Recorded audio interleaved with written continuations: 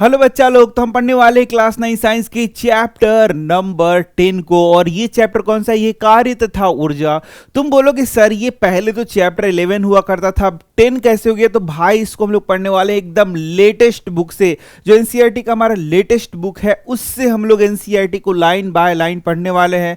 इसमें जो भी प्रश्न उत्तर होंगे उसको भी हम लोग समझते चले जाएंगे। यहाँ पर जो मैं बताऊं थोड़ा सा फास्ट करके वीडियो को देखो, 1.5x फास्ट करके देखोगे तो ये वीडियो जल्दी समाप्त हो जाएगा। तुम प्लेलिस्ट दे सकते हो, वहां पर जो लेटेस्ट वीडियोस है वहां तुम्हें मिल जाएंगे, उसको तुम देख करके पढ़ सकते हो। तो भाई हमारा चैप्टर है कार्य तथा ऊर्जा, यानी वर्क एंड एनर्जी। तो यहां पर हम लोग कार्य के वैज्ञानिक अवधारणा को पढ़ने वाले हैं। तुम देखोगे चैप्टर की शुरुआत में हम लोग जैसे चलेंगे तो तुम देखोगे बहुत सारी चीजों को हम लोग कार्य बोलते हैं अपने आम जीवन में, लेकिन विज्ञान के दृष्टिकोण से वो बिल्कुल भी कार्य नहीं होते हैं। हालांकि यहां पर जो ऊर्जा है वह उस कार्य में जरूर लगता है। तुम जानते हो कि भाई जो हम लोग कार्य कर रहे हैं उसके लिए क्या है? ऊर्जा भी आवश्यक है, उसके लिए ऊर्जा की आवश्यकता होती है। तो भाई वही हम लोग पूरा डिटेल में समझना चाहेंगे कि कार्य होता क्या है, उसका गणितीय रूप भी देखेंगे, बहुत सारी चीजों को हम लोग सीखेंगे। लेकिन हम लोग को लाइन बाय लाइन पढ़ना है तो लाइन बाय लाइन ही देखेंगे। पिछले कुछ अध्यायों में हम वस्तुओं की गति के वर्णन का तरीका, गति के कारण तथा गुरुत्वाकर्षण के बारे में चर्चा कर चुके हैं। देखो पिछले चैप्टर्स में हम लोगों ने गति पढ़ा है, दूरी क्या होता है, विस्थापन क्या होता है, ये सब पढ़ा है। फिर इसी के साथ वेग क्या होता है, चाल होता है, बहुत सारी चीजों को हम लोगों ने पढ़ रखा है, याद रखो। अब यदि तुमने ये गति चैप्टर नहीं पढ़ा है तो ये चैप्टर समझना मुश्किल होगा। ये पहला चीज सुन लो। क्यों भला? क्योंकि पहले के जो कॉन्सेप्ट्स होते हैं उसी का उपयोग हम लोग आगे के चैप्टर्स में करते हैं। भाई सोचो जरा सा कि गति चैप्टर को शुरू में क्यों पढ़ा है, लास्ट में क्यों नहीं पढ़ा है? क्योंकि गति चैप्टर में जो भी चीजें हैं, जैसे कि विस्थापन यहां पर हम लोग को उपयोग करना है, त्वरण का यहां पर उपयोग करना है, तो वो चैप्टर्स पहले इसलिए पढ़ा दिए जाते हैं ताकि उन कॉन्सेप्ट्स को पहले समझ लो फिर आगे बढ़ो। इसी के साथ बल जो चैप्टर है वह भी तुम्हें पढ़ा होना चाहिए, क्योंकि बल क्या होता है, बल का यहां पर उपयोग करेंगे, बल का मात्रक का उपयोग करेंगे। तो इस प्रकार से पीछे के चैप्टर्स यदि तुमने पढ़े तो ये चैप्टर बहुत मक्खन की तरह तुम्हारा निकल जाएगा। कार्य एक अन्य अवधारणा है। हाँ, गुरुत्वाकर्षण भी तुम्हें आना चाहिए, यह भी याद रखना। कार्य एक अन्य अवधारणा है। तो हम लोगों ने गति, बल तथा गति के नियम और गुरुत्वाकर्षण 3 चैप्टर्स अभी कंप्लीट कर लिए हैं। यदि ये चैप्टर्स तुम्हारे कंप्लीट हैं तो ये चैप्टर तुम्हारा बहुत आसान होने वाला है। हमें अनेक प्राकृतिक घटनाओं को समझने तथा उनकी व्याख्या करने में सहायता करती है। ऊर्जा तथा शक्ति कार्य के निकट संबंध है। इस अध्याय में हम इन अवधारणाओं के बारे में पढ़ेंगे। बिल्कुल, तो हम इस चैप्टर में कार्य के बारे में पढ़ेंगे, ऊर्जा के बारे में पढ़ेंगे, शक्ति के बारे में पढ़ेंगे, सब चीजों के बारे में पढ़ने वाले हैं। सभी सजीवों को भोजन की आवश्यकता होती है। जीवित रहने के लिए सजीवों को अनेक मूलभूत गतिविधियां करनी पड़ती हैं। इन गतिविधियों को हम जैव प्रक्रम कहते हैं। जैसा कि यदि क्लास 10th में, मतलब इसके बाद तो क्लास 10th में ही जाओगे, 9th के बाद यदि क्लास 10th में तुम जब जा रहे हो तो वहां पर विज्ञान में चैप्टर नंबर 6, यानी कि अभी तो 5 हो चुका है, जैव प्रक्रम मिलेगा। और वहां पर हम देखेंगे कि हमारे शरीर में विभिन्न प्रकार के जैव प्रक्रम एक साथ होते हैं जिससे कि हमारा शरीर चल रहा है। जैसे कि हृदय का अलग कार्य है, पाचन तंत्र का अलग कार्य है, हमारे शरीर में जो एक्सक्रीटरी सिस्टम है यानी उत्सर्जन तंत्र है उसका अलग कार्य है, और वो सब एक साथ कार्य कर रहे हैं जिससे कि हमारा शरीर चल रहा है। तो उसको हम लोग जैव प्रक्रम कहते हैं। यानी किसी भी सजीव के शरीर को चलाने के लिए विभिन्न प्रकार के कार्य उसके शरीर में चल रहे होते हैं, जिसे हम लोग जैव प्रक्रम के नाम से जानते हैं। ये तुम्हें आगे भी पढ़ना है।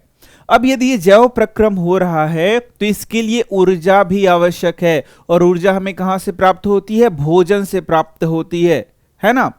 कुछ अन्य क्रियाकलाप जैसे खेलने, गाने, पढ़ने, लिखने, सोचने, कूदने, दौड़ने तथा साइकिल चलाने के लिए भी हमें ऊर्जा की आवश्यकता होती है।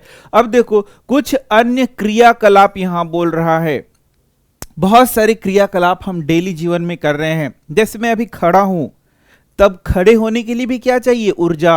मैं जब सोता हूं तो सोने के लिए भी ऊर्जा चाहिए। यदि मैं हाथ को ऐसे हिला रहा हूं तो उसके लिए भी ऊर्जा चाहिए। और भाई मत पूछो, बोलने में जितना ऊर्जा खर्च होता है तो तुम सोच ही नहीं सकते हो। तो इस प्रकार से और भी विविध प्रकार की क्रियाएं तुम भी करते हो, हम भी करते हैं, बहुत सारे लोग करते हैं। उसके लिए हमें क्या चाहिए? ऊर्जा की आवश्यकता है। तो बच्चों ये एक इंट्रोडक्शन है, यहां से कोई भी प्रश्न तुम्हारे एग्जाम में नहीं पूछा जाएगा। कार्य क्या होता है वो थोड़े आगे चल के हम लोग पढ़ने वाले हैं। अब चलो, अब मनुष्यों के अतिरिक्त यदि जंतुओं की बात करें तो जंतु भी देखोगे विभिन्न प्रकार के क्रियाकलाप डेली देखोगे करते रहते हैं। उनका सबसे मुख्य समस्या क्या है भाई? भोजन है। तो भोजन के लिए वे एक जगह से दूसरे जगह जाएंगे, बहुत परेशानी उठाते हैं। ठीक है, उदाहरण के लिए कूद या दौड़ भी सकते हैं, है ना। उनको लड़ना पड़ता है, अपने शत्रुओं को दूर भगाना, मतलब अपने शत्रुओं से अपना जान बचाना है तो भागना पड़ता है। भागना पड़ता है ना, बिल्कुल। या फिर अपने जब कोई हमला कर दे तो उससे लड़ना भी पड़ता है, ऐसा भी बात है।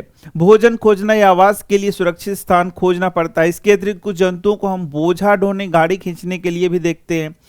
तो इन सभी क्रियाकलापों के लिए उनके शरीर में भी क्या खर्च होता है? ऊर्जा का खर्च होता है। तो हमने देखा कि ये सारे जो क्रियाकलाप हम लोग कर रहे हैं उसमें क्या खर्च होगा? ऊर्जा। और ऊर्जा हमें कैसे मिल रहा है? तो हमें तो भाई भोजन से मिल रहा है, जंतुओं को भी भोजन से मिल रहा है, पेड़ पौधों को प्रकाश से मिल रहा है वह ऊर्जा। समझ रहे हो बात को? मशीनों के बारे में सोचिए, उन मशीनों की सूची बनाई जिनका उपयोग आप करते हैं। अब मशीनों में सबसे आसान मशीन तो तुम्हारा क्या है भाई? जो मोटरसाइकिल हम लोग यूज करते हैं, और उसके लिए हम लोग उसमें ऊर्जा डालते हैं, क्या डालते हैं? डीजल पेट्रोल सब यूज करते हो ना। तो वो क्या हो गया? इसी के साथ और भी मशीन यूज कर सकते हो, जैसे जनरेटर सिंपल सा एक मशीन हो गया, उसका यूज करते हैं। यही सब लिखा हुआ है। करने के लिए किस चीज की आवश्यकता होती है? कुछ इंजनों को पेट्रोल तथा डीजल की आवश्यकता होती है। सजीवों तथा मशीनों को ऊर्जा की आवश्यकता क्यों होती है? भाई ऊर्जा की आवश्यकता इसलिए होती है क्योंकि बिना ऊर्जा के कोई कार्य संभव हो ही नहीं सकता, है ना। तो इस प्रकार से ये बोल रहा है। अब आ गया हमारा कार्य। अब यहां से हमें कार्य के बारे में समझना है। कार्य क्या है? हम अपने दैनिक जीवन में जिस रूप में कार्य शब्द का प्रयोग करते हैं और जिस रूप में हम इसे विज्ञान में उपयोग करते हैं उसमें अंतर है। इस बात को स्पष्ट करने के लिए आइए कुछ उदाहरणों पर विचार करें। तो भाई यहां पर यदि मैं शुरू से अंत तक पढ़ाऊंगा तुम्हें तो बहुत कंफ्यूज हो जाओगे, क्योंकि आम जीवन में जिस चीज को हम लोग कार्य की परिभाषा देते हैं, विज्ञान के दृष्टिकोण में वह कार्य होता ही नहीं है। ठीक है, तो इसलिए सबसे पहले तो हम लोग सीखेंगे कि कार्य किसे कहते हैं, उसके बाद यहां से हम लोग शुरू करेंगे पढ़ना। ठीक है ना। तो चलो हम लोग देख लेते हैं। जैसे मैं सिंपल पहले उदाहरण दे लूं, नहीं तो तुम और कंफ्यूज हो जाओगे। जैसे कि मान लो एक व्यक्ति है, एक बोझ लेकर के चुपचाप खड़ा है, तो आम जीवन में हम लोग बोलेंगे कि वह क्या कर रहा है? कार्य कर रहा है। लेकिन विज्ञान के दृष्टिकोण से वो कोई कार्य नहीं कर रहा है। अब चलो, अब वही व्यक्ति बोझ लेकर के खड़ा है और सीधी रास्ते में चल रहा है, तो आम जीवन में हम बोलेंगे कि अरे यार वो तो कार्य कर रहा है। लेकिन इसे भी विज्ञान के दृष्टिकोण में हम बोलेंगे कि कार्य नहीं है। अब जरा सोचो, वो बेचारा बोझ लिए है, चल भी रहा है, तब भी बोलेंगे कि वो कार्य नहीं कर रहा है। ये कैसा विज्ञान के दृष्टिकोण से कार्य हो गया? तो भाई इसके लिए पहले हमें समझ लेना होगा कि कार्य किसे कहते हैं। उसके बाद तुम खुद ही बता पाओगे हर एक चीज में कि कार्य हो रहा है विज्ञान के दृष्टिकोण से या नहीं हो रहा है। तो चलो हम लोग सबसे पहले इसको देख लेते हैं। तो आखिर वैज्ञानिक दृष्टिकोण से किसे कार्य कहते हैं, इसको सबसे पहले हम लोग सीख लेते हैं, उसके बाद सारी चीजों को पढ़ेंगे। तो कार्य का वैज्ञानिक संकल्पना, तो बच्चों एकदम क्लियर देख सकते हो, यहां पर लिखा हुआ है, ये देखो यहां पर एकदम क्लियर लिखा हुआ है कि कार्य करने के लिए दो आवश्यक शर्तों का होना बहुत जरूरी है। पहला आवश्यक शर्त है कि किसी वस्तु के द्वारा कार्य हो रहा है कि नहीं है, इसके लिए हमें देखना होगा कि उस वस्तु पर बल लग रहा है कि नहीं लग रहा है। यानी पहला चीज क्या है कि वस्तु पर बल लग रहा है या नहीं लग रहा है, ये देखना है। यदि बल लगेगा तो हम लोग बोलेंगे कार्य हो रहा है, बल नहीं लगेगा तो हम लोग बोलेंगे कार्य नहीं हो रहा है। दूसरा, वस्तु में विस्थापन होना चाहिए, यानी कि बल लग रहा है, विस्थापन नहीं हो रहा है, तो भी हम लोग बोलेंगे यहां कार्य नहीं हो रहा है। तो अभी मात्र दो चीजों को हम लोग लेकर के चलते हैं और फिर सीखते हैं कि कार्य हुआ है कि नहीं हुआ है। चलो कुछ उदाहरण हम लोग देखते हैं। तो यहां देखो, हम लोग सबसे पहले कुछ क्रियाकलाप देखेंगे और फिर हम लोग देखेंगे कि वहां कार्य हुआ है कि नहीं हुआ है। तुम्हें किस चीज पर ध्यान देना है? बल पर और विस्थापन पर। अब तुम्हें बल समझ में नहीं आ रहा है क्या? बल तो मैंने बताया है तुम्हें, इसके पहले चैप्टर में हम लोगों ने इसके पहले के पहले चैप्टर में बल पढ़ा है। देखो यह एक ऑब्जेक्ट है।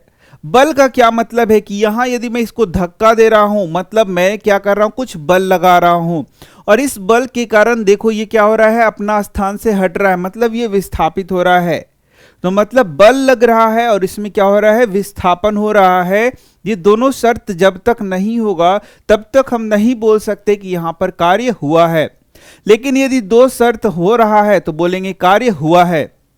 हालांकि थोड़ी देर बाद कुछ और चीज यहां पर ऐड करने को मैं सिखाऊंगा, लेकिन अभी कंफ्यूज ज्यादा नहीं होते, बस दो चीज देखते हैं। अब देखो कुछ कार्य क्रियाकलाप देखते हैं और फिर हम अपना बुद्धि लगाते हैं, सोचते हैं कि वहां वैज्ञानिक दृष्टिकोण से कार्य हुआ है कि नहीं हुआ है। ठीक है ना? चलो पहला देखो, एक मजदूर सिर पर बोझ लिए हुए एक स्थान पर खड़ा है। जैसे कि कोई एक मजदूर है, उसने एक बोझ को ऐसे लिया हुआ है, ऐसे लिया हुआ है, या पीठ पर लिया हुआ है, या गोद में लिया हुआ है, उससे मतलब नहीं है।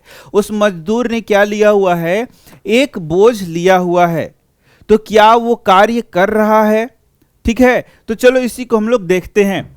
तो यहां पर थोड़ा सा देखोगे कि उस पर एक बल तो लग रहा है। बल लग रहा है मतलब यदि वो खड़ा है तो पृथ्वी का गुरुत्वाकर्षण बल उस पर लग रहा है।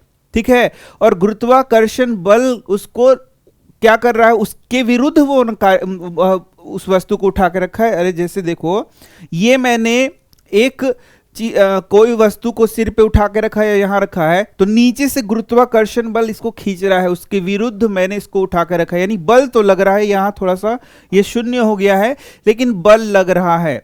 लेकिन वो चुपचाप खड़ा है, तो विस्थापन उसका क्या है? शून्य है। तो हम लोगों ने क्या देखा? दोनों चीज होना चाहिए तब कार्य होगा। इसका मतलब यहां पर कोई कार्य नहीं हो रहा है, यहां कोई कार्य देखने को नहीं मिलेगा। चलो दूसरा, अब हम परीक्षा की तैयारी कर रहे हैं, पुस्तकें पढ़ रहे हैं, चित्र बना रहे हैं, समस्याओं पर विचार विमर्श कर रहे हैं। तो आम जीवन में यह क्या है? यह तो कार्य ही है भाई। इसमें बहुत ऊर्जा खर्चा होता है, पढ़ने से ज्यादा ऊर्जा कहां खर्चा होता है बताओ? तो ये सब हमारे आम जीवन के लिए कार्य है, लेकिन यहां पर ना बल लग रहा है और ना ही विस्थापन हो रहा है। अरे मैं बैठ करके एक जगह पढ़ाई कर रहा हूं, तो ना ही मैं बल लगा रहा हूं और ना ही विस्थापन यहां हो रहा है, तो कुछ भी नहीं हो रहा है। एफ भी नहीं है, एस भी नहीं है, यानी कि यहां पर कार्य क्या है? कोई भी कार्य नहीं हो रहा है। समझ रहे हो? वैज्ञानिक दृष्टिकोण से कार्य किसे कहेंगे, समझ में आ रहा है? वहां बल लगना ही चाहिए और विस्थापन भी होना चाहिए, तब हम लोग क्या कहते हैं उसको, कि वहां पर कार्य हो रहा है। अब चलो, एक बहुत बड़े चट्टान को बल लगाकर धकेल रहे हैं, यदि आपके लाख प्रयत्न के बावजूद भी चट्टान नहीं हिलता। अब मैं दीवार को धक्का मार रहा हूं, यानी मैं क्या कर रहा हूं? बल लगा रहा हूं, लेकिन दीवार क्या हटेगा, हिलेगा, यानी विस्थापन होगा तो नहीं। ये विस्थापन एस कुछ भी नहीं है, तो हम लोग सीधे बोल देंगे कि यहां पर कार्य नहीं हो रहा है, कार्य नहीं हो रहा है। दोनों चीज होना चाहिए तभी कार्य बोलेंगे। अब चलो, एक बक्से को ढकेलने पर तथा उसमें कुछ आगे विस्थापन होती है। यदि एक बक्सा को हम लोग ढकेल रहे हैं और आगे की ओर वो विस्थापित हो रहा है, निकल जा रहा है, यानी कि बल भी लग रहा है, विस्थापन भी हो रहा है, तो हम लोग बोलेंगे कि यस, यहां पर कार्य हो रहा है। ठीक है, अब चलो, ट्रॉली को खींचना। अब ट्रॉली को एक खींचेंगे तथा वो सामने से आगे भी बढ़ जा रहा है, तब यहां पर बल तो लगा, खींचा मैंने यानी बल लगाया, और उसमें विस्थापन हो गया, आगे बढ़ गया यानी विस्थापन भी हो गया, मतलब वो कुछ दूरी तय कर रहा है, तो इससे बोलेंगे कार्य हो रहा है। पुस्तक को नीचे से ऊपर की ओर उठाएंगे। यदि पुस्तक मेरे पास नीचे है, इसको धीरे से ऊपर ऐसे उठा रहे हैं, तो यहां पर भी बल भी लग रहा है और विस्थापन हो रहा है, और हम लोग बोलेंगे कार्य हो रहा है। बल ऊपर की ओर लगा रहे हैं, ऊपर की ओर बल लगा रहे हैं, मतलब जो गुरुत्वाकर्षण उसको नीचे खींच रहा है, उसके विरुद्ध ऊपर की ओर बल लगा रहे हैं, ऐसे हम लोग मान सकते हैं। और यहां पर विस्थापन भी हो रहा है, इसका मतलब क्या हो रहा है, वहां कार्य हो रहा है। बैलगाड़ी को खींचना जिससे कि वह आगे बढ़े, बैलगाड़ी को यदि खींचा जाएगा तो वह आगे बढ़ेगा, यानी कि वहां बल भी लग रहा है और विस्थापन भी हो रहा है, यानी कार्य हो रहा है। तो देखा तुमने, कार्य का वैज्ञानिक परिभाषा जो तुम्हारे बुक में लिखा है वह कहता है कि कार्य करने के लिए दो दशा होना चाहिए। पहला तो वस्तु पर कोई बल लगना चाहिए और वस्तु में यदि कोई विस्थापन होगा, दोनों होगा, तब बोलेंगे कि कार्य हो रहा है। और यहीं से हम लोग कार्य का गणितीय सूत्र F गुना S भी पता करते हैं। देख लो, तुम खुद ही देख लो, F गुना S है यानी बल गुना विस्थापन, तो कोई भी एक शून्य हो जाएगा तो कार्य क्या हो जाएगा, शून्य हो जाएगा। यही कारण हम बोल रहे थे कि कार्य के लिए बल और विस्थापन का होना जरूरी है। तो क्या सर बस इतना हो जाएगा तो हम लोग मान लेंगे कि वैज्ञानिक दृष्टिकोण से कार्य हो रहा है?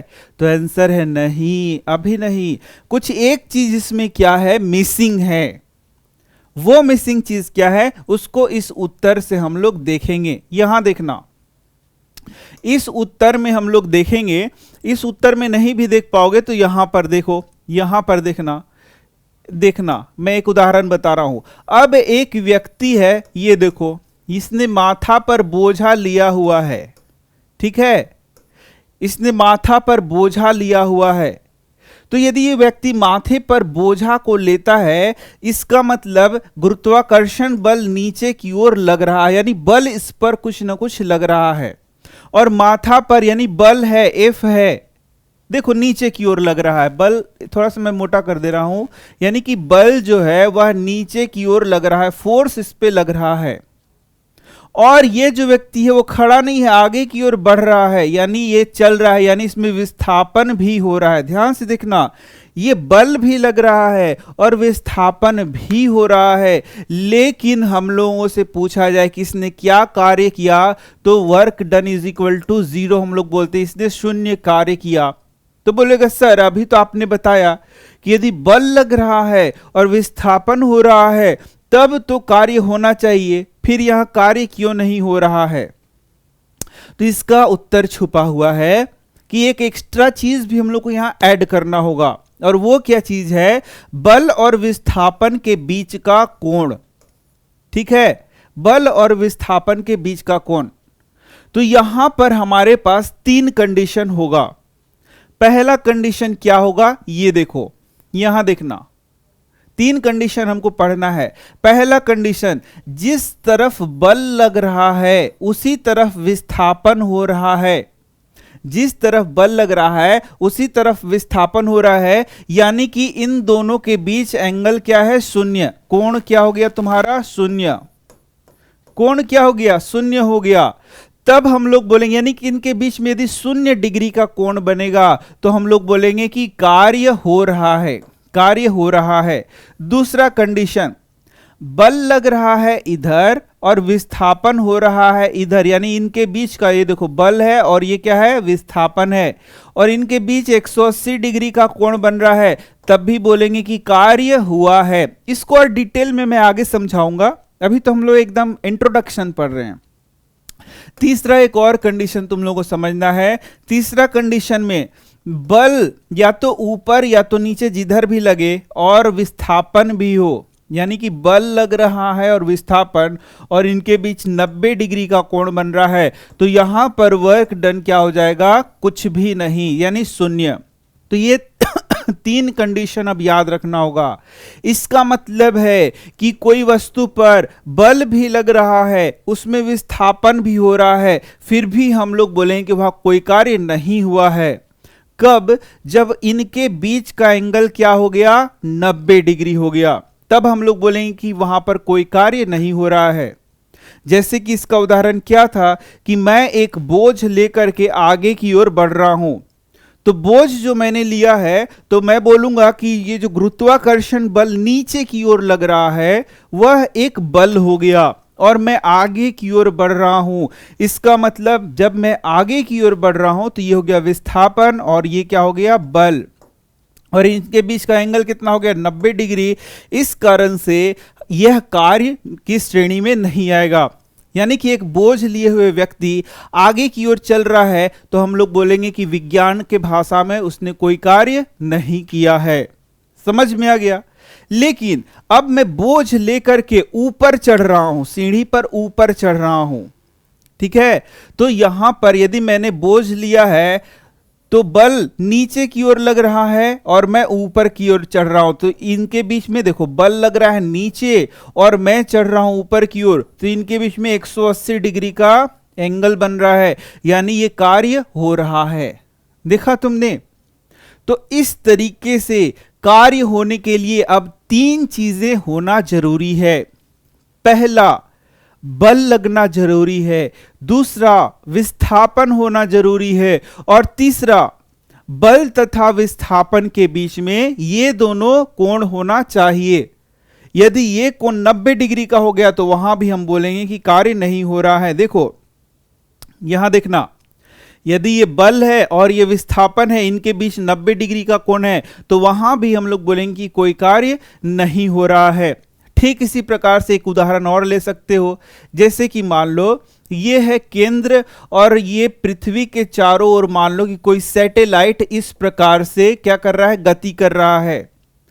तो ये केंद्र की ओर क्या कर रहा है, एक बल लगा रहा है, यहां एक केंद्र की ओर बल लग रहा है और ये गति कर रहा है, लेकिन इसके बीच का एंगल क्या हो गया, 90 डिग्री। इसलिए यहां भी कोई कार्य नहीं होगा। समझ गए। ये तुमने पढ़ा है कहां पर, चैप्टर नंबर 1 गति में, कि जब कोई पिंड वृत्ताकार पथ पे गति करता है तो हर एक बिंदु पर उसकी जो गति है टेंजेंशियल होती है, यानी 90 डिग्री का यहां कोण बनाते हुए वो चलेगा। तो यहां एंगल कितना बन गया, 90। बल भी लग रहा है, विस्थापन भी हो रहा है, लेकिन उनके बीच का एंगल 90 डिग्री है, यानी यहां कोई कार्य नहीं हो रहा है। समझ गए।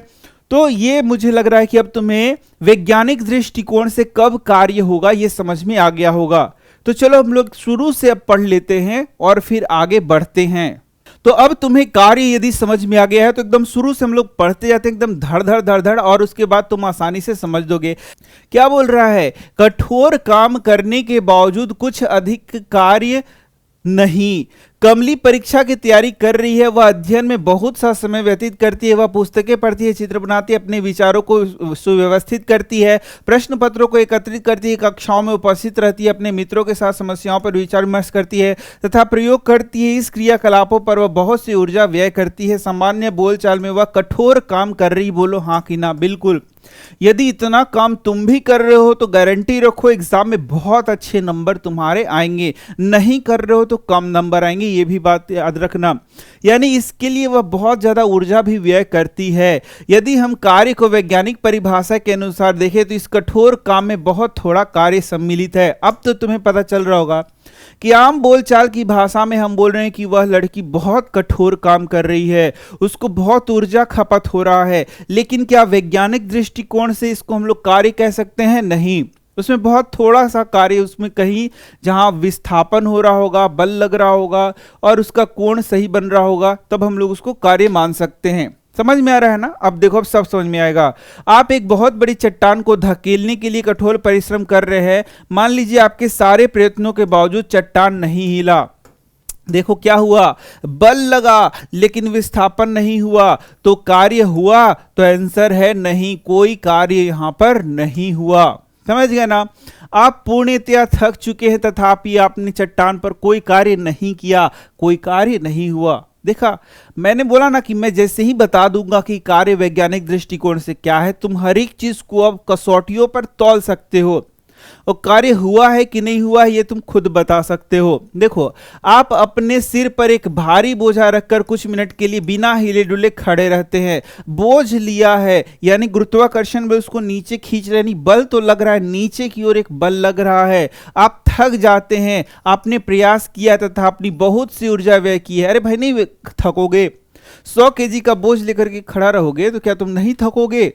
लेकिन वैज्ञानिक दृष्टिकोण से तुम्हारे में कोई विस्थापन नहीं हुआ, इसलिए कार्य क्या है? शून्य है। कार्य कर रहे हैं वैज्ञानिक दृष्टिकोण से? नहीं, शून्य कार्य कर रहे हैं।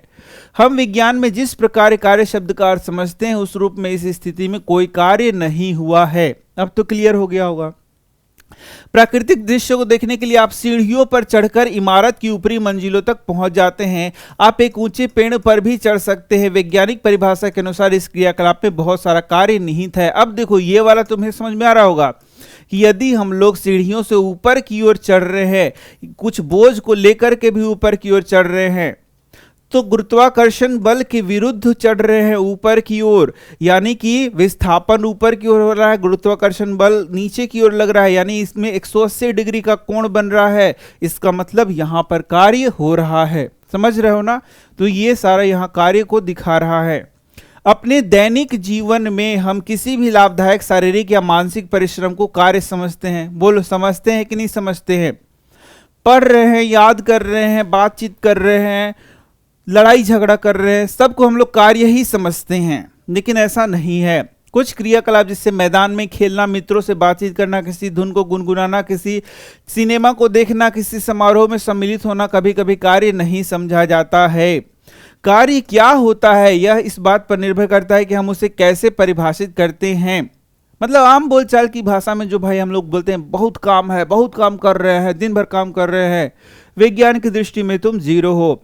विज्ञान में हम कार्य शब्द को भिन्न प्रकार से प्रयोग करते तथा परिभाषित करते हैं। हाँ तो ठीक है, इसके लिए अलग शब्द हम लोग को यूज करना चाहिए था। जैसे हम लोग जो घर में कार्य करते हैं जो भी जी, तो विज्ञान में थोड़ा अलग शब्द यूज करता हो तो तुम्हें ज्यादा आसानी होता, लेकिन वहां भी कार्य शब्द ही यूज करता है तो तुम कंफ्यूज रहते हो, लगता है कि दोनों एक ही चीज है, तो एक चीज नहीं है।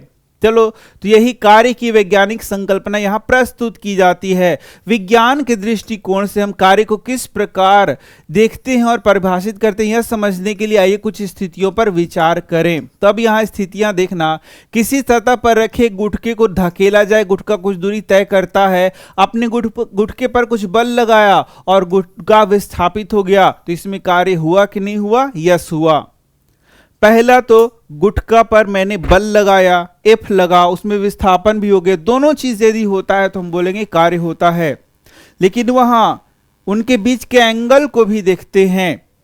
तो देखो, इधर ही बल लगा रहे हैं और इधर ही विस्थापन हो रहा है, तो इसके बीच का एंगल क्या है? शून्य है।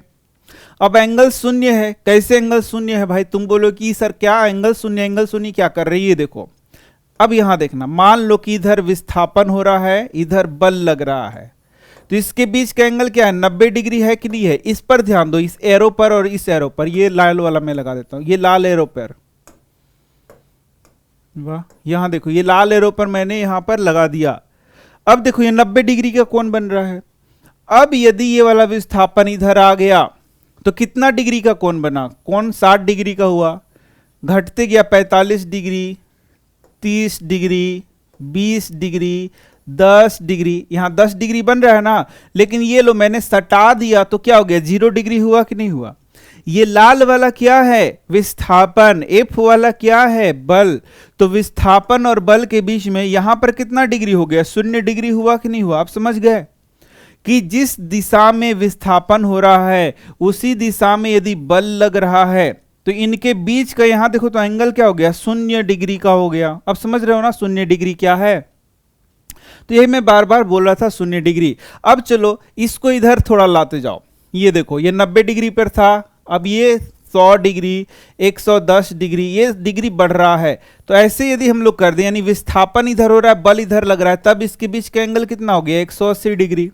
समझ गए? समझ गए ना? यहां से यहां कितना हो गया? 180 डिग्री। तो यहां भी कार्य होगा।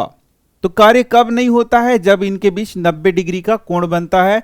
तो ये सब तो मैंने तुम्हें बता ही दिया। अब तुम समझ पा रहे हो कि 0 डिग्री क्या है, 180 डिग्री क्या है? समझ रहे हो कि नहीं समझ रहे हो? नहीं समझ रहे हो तो फिर से समझ लो।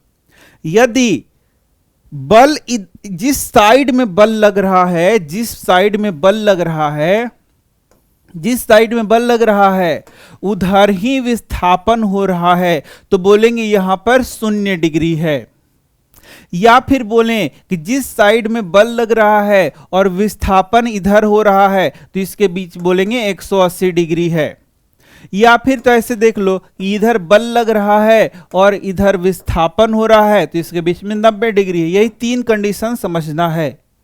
इन दोनों में कार्य हो रहा है लेकिन इसमें कोई कार्य नहीं हो रहा है। समझ गए? थोड़ा सा और ऐड कर दें तो इसमें जो कार्य होता है वर्क, उसको हम लोग धनात्मक मानते हैं, इसमें जो कार्य होता है उसको ऋणात्मक मानते हैं, और इसमें कार्य क्या होता है, शून्य होता है। ये सब आगे मैं पढ़ा रहा हूं, यहां पर मैंने थोड़ा चर्चा कर दिया तो तुम्हें बता दिया ताकि तुम्हारे दिमाग में रहे ये बात। जिस दिशा में बल लग रहा है उसी दिशा में यदि विस्थापन होगा तो वहां पर कार्य धनात्मक कहा जाएगा। यदि बल लग रहा है इधर और विस्थापन हो रहा है इधर तो हम लोग क्या बोलेंगे, कार्य ऋणात्मक है। तो इस ऋणात्मक कार्य का उदाहरण क्या है कि बोझ को लेकर यदि हम लोग ऊपर की ओर जा रहे हैं, तो बोझ को लेकर जब हम लोग ऊपर जा रहे हैं तो गुरुत्वाकर्षण बल उसको नीचे खींच रहा है और हम ऊपर की ओर जा रहे हैं, तो यहां पर ऋणात्मक कार्य को दिखाया जाता है। समझ गए? और इसका उदाहरण तो मैं दे ही दिया तुम्हें, तो ये समझ में आ रहा होगा तुम्हें। चलो अब आगे बढ़ते हैं और उदाहरण हम लोग लेते हैं, और तो तुम्हें ही बताना ये सारा चीज। देखो, एक लड़की किसी ट्रॉली को खींचती है और ट्रॉली कुछ दूर तक चलती है। एक लड़की ट्रॉली को खींच रही है और ट्रॉली आगे बढ़ रहा है। बताओ, बल लग रहा है, यस। विस्थापन हो रहा है, यस। एंगल कितना है दोनों के बीच का, शून्य है, यानी कि वहां पर कार्य हो रहा है। अब एंगल शून्य है तो धनात्मक कार्य हो रहा है। Very good. अब तो तुम लोग ये भी बता पा रहे हो कि धनात्मक कार्य है, ऋणात्मक कार्य है या शून्य कार्य है, ये भी तुम बता पा रहे हो। देखा तुमने? चलो, तो यहां पर एक और उदाहरण बोलता है कि एक पुस्तक को किसी ऊंचाई तक उठाइए। पुस्तक हमें लेना है, ये देखो, ये नीचे से मैं पुस्तक को ऊंचाई तक उठा रहा हूं, ठीक है। यानी कि नीचे से मैंने ऊपर तक इसको उठाया, तो नीचे से ऊपर उठाने में ऊपर की ओर एक बल लगाया। कैसे बल लगाया? तो गुरुत्वाकर्षण के विरुद्ध एक बल लगाया, और यहां पर क्या हुआ, इसने ऊपर की ओर एक दूरी भी तय की, विस्थापन भी इसमें हुआ। तो इस प्रकार से यहां पर क्या हो रहा है, यहां पुस्तक पर एक बल लगाया गया तथा पुस्तक गतिमान हुई, इसलिए यहां का क्या हो रहा है, कार्य हुआ है। कोई दिक्कत? नो। तो यहां पर थोड़ा ध्यान से समझना चाहिए तुम्हें। एक तो ये उदाहरण मैंने बताया था कि बोझ लेकर के ऊपर चढ़ना। तो बोझ लेकर के मैं जब ऊपर चढ़ रहा हूं तो जो बोझ है मेरा, बोझ को उठा नहीं रहा हूं, बोझ ऐसे रखा हुआ है, उसको लेकर के ऊपर चढ़ रहा हूं, या पीठ पर या ऐसे गोद में लेकर के, तो उसमें जो बल हो रहा है वह नीचे की ओर लग रहा है। गुरुत्वाकर्षण बल नीचे की ओर लग रहा है, ठीक है। और मैं ऊपर की ओर चढ़ रहा हूं तो बल नीचे की ओर, मैं ऊपर की ओर, ऐसे हो रहा है। लेकिन जब किसी चीज को मैं नीचे से ऊपर उठा रहा हूं, नीचे से इसको ऊपर उठाया गया, इस चीज की बात हो रही है, मेरी बात नहीं हो रही कि मैं ऊपर जा रहा हूं कि नीचे, ये चीज नीचे से ऊपर आ रहा है। तो जब इस चीज को नीचे से ऊपर लाया जा रहा है तब नीचे से ऊपर की ओर बल लग रहा है। याद रखना, यहां नीचे से ऊपर की ओर बल लग रहा है और विस्थापन भी ऊपर की ओर हो रहा है। तो ये बात, दो बात ध्यान देना। अब चलो, उपरोक्त स्थितियों का यदि हम लोग अवलोकन करें तो हम लोग क्या देखा कि कार्य करने के लिए दो दशाओं का होना जरूरी है। हालांकि तीन दशाएं मैं तुम्हें पढ़ा चुका हूं। पहला क्या है, वस्तु पर कोई बल लगना चाहिए और विस्थापन होना चाहिए। और तीसरा क्या है, बल और विस्थापन के बीच का कोण, इसके बीच का कोण भी हमें ध्यान देना पड़ेगा, क्योंकि इसके बिना 9th क्लास में चीजों को समझना आसान नहीं है, इसलिए मैंने ये तुम्हें बता दिया। अब चलो, अब यदि बोलोगा कि यदि इनमें से कोई भी दशा पूरी नहीं हो तो कार्य नहीं किया जाएगा, ये तीनों दशाएं होना जरूरी है। विज्ञान में हम कार्य को इस दृष्टि से देखते हैं। एक बैल किसी गाड़ी को खींच रहा है, गाड़ी चलती है, गाड़ी पर एक बल लग रहा है तथा गाड़ी कुछ दूरी तक चलती है, यानी दोनों चीज हो रहा है। तो क्या इसमें विस्थापन, इसमें कार्य हो रहा है? तो आंसर है यस। यहां पर क्या हो रहा है, कार्य तो हो रहा है, बल भी लग रहा है, विस्थापन भी हो रहा है, उनके बीच का एंगल भी क्या है, 0 डिग्री है, यानी कि कार्य हो रहा है। अब चलो, एक नियत बल द्वारा किया गया कार्य। अब यहां से जो जो चीजें हम लोगों ने पढ़ा है उसको और विस्तार करके हम लोग को पढ़ना है। बोलता है विज्ञान में कार्य को कैसे परिभाषित किया जाता है। इसे समझने के लिए पहले हम उस स्थिति पर विचार करते हैं जब बल विस्थापन की दिशा में लग रहा है। अब देखो, बल को विस्थापन के दिशा में लगाया जाएगा, यानी यहां पर बल और विस्थापन के बीच के कोण को हम लोग लेंगे तो जब बल भी इधर लग रहा है और विस्थापन भी इधर हो रहा है, तो बल और विस्थापन के बीच का, ये हो गया बल और विस्थापन के बीच का एंगल कितना हो गया, 0 डिग्री हो गया। और 0 डिग्री हो गया तो बोलेंगे यहां पर कार्य तो हो ही रहा है और धनात्मक कार्य हो रहा है, धनात्मक, क्या बोलेंगे, धनात्मक कार्य हो रहा है। ये सब मैंने तुम्हें पहले सब पढ़ा दिया, इसके बाद यहां पर हम लोग आए हैं, तो अब मुझे नहीं लग रहा है कि तुम्हें कोई भी दिक्कत होने वाला है। मान लीजिए किसी वस्तु पर एक नियत बल F कार्य करता है तथा उस बल की दिशा में S विस्थापित होती है, तो कार्य यदि W है तो कार्य की परिभाषा के अनुसार किया गया कार्य बल तथा विस्थापन के गुणनफल के बराबर होगा। यानी कार्य बराबर क्या होगा, बल गुना विस्थापन, W बराबर क्या हो गया, F गुना S। यहां देख सकते हो बल इधर लग रहा है, ये देखो ये उदाहरण दिया गया है, बल लग रहा है इधर और विस्थापन भी हो रहा है इधर, ठीक है, धक्का दे रहे हैं तो आगे की ओर बढ़ गया, यानी बल भी है विस्थापन भी है, तो W बराबर क्या हो गया, F गुना S। कोई दिक्कत है क्या, नहीं सर नहीं दिक्कत है, सब समझ में आ रहा है। अच्छा आगे देखो, अतः किसी वस्तु पर लगने वाले बल द्वारा किया गया कार्य बल के परिमाण तथा बल की दिशा में चली गई दूरी के गुणनफल के बराबर होता है। कार्य में केवल परिमाण होता है तथा कोई दिशा नहीं होती। अब देखना, बल कैसा राशि है, सदिश राशि है, विस्थापन कैसा राशि है, सदिश राशि है, लेकिन इन दोनों के गुणनफल कार्य कैसा राशि है, तो अदिश राशि है। याद रखना कार्य क्या है, अदिश राशि है, यानी इसमें कोई दिशा नहीं होता है, कार्य एक अदिश राशि है। अब अदिश राशि क्या होता है, सदिश राशि क्या होता है, ये चैप्टर 1 में पढ़ना है। यहां पर क्यों टाइम वेस्ट मेरा कर रहे हो, समझ रहे हो ना, चैप्टर 1 में मैंने पढ़ाया है, बहुत अच्छे से जाकर के पढ़ लो।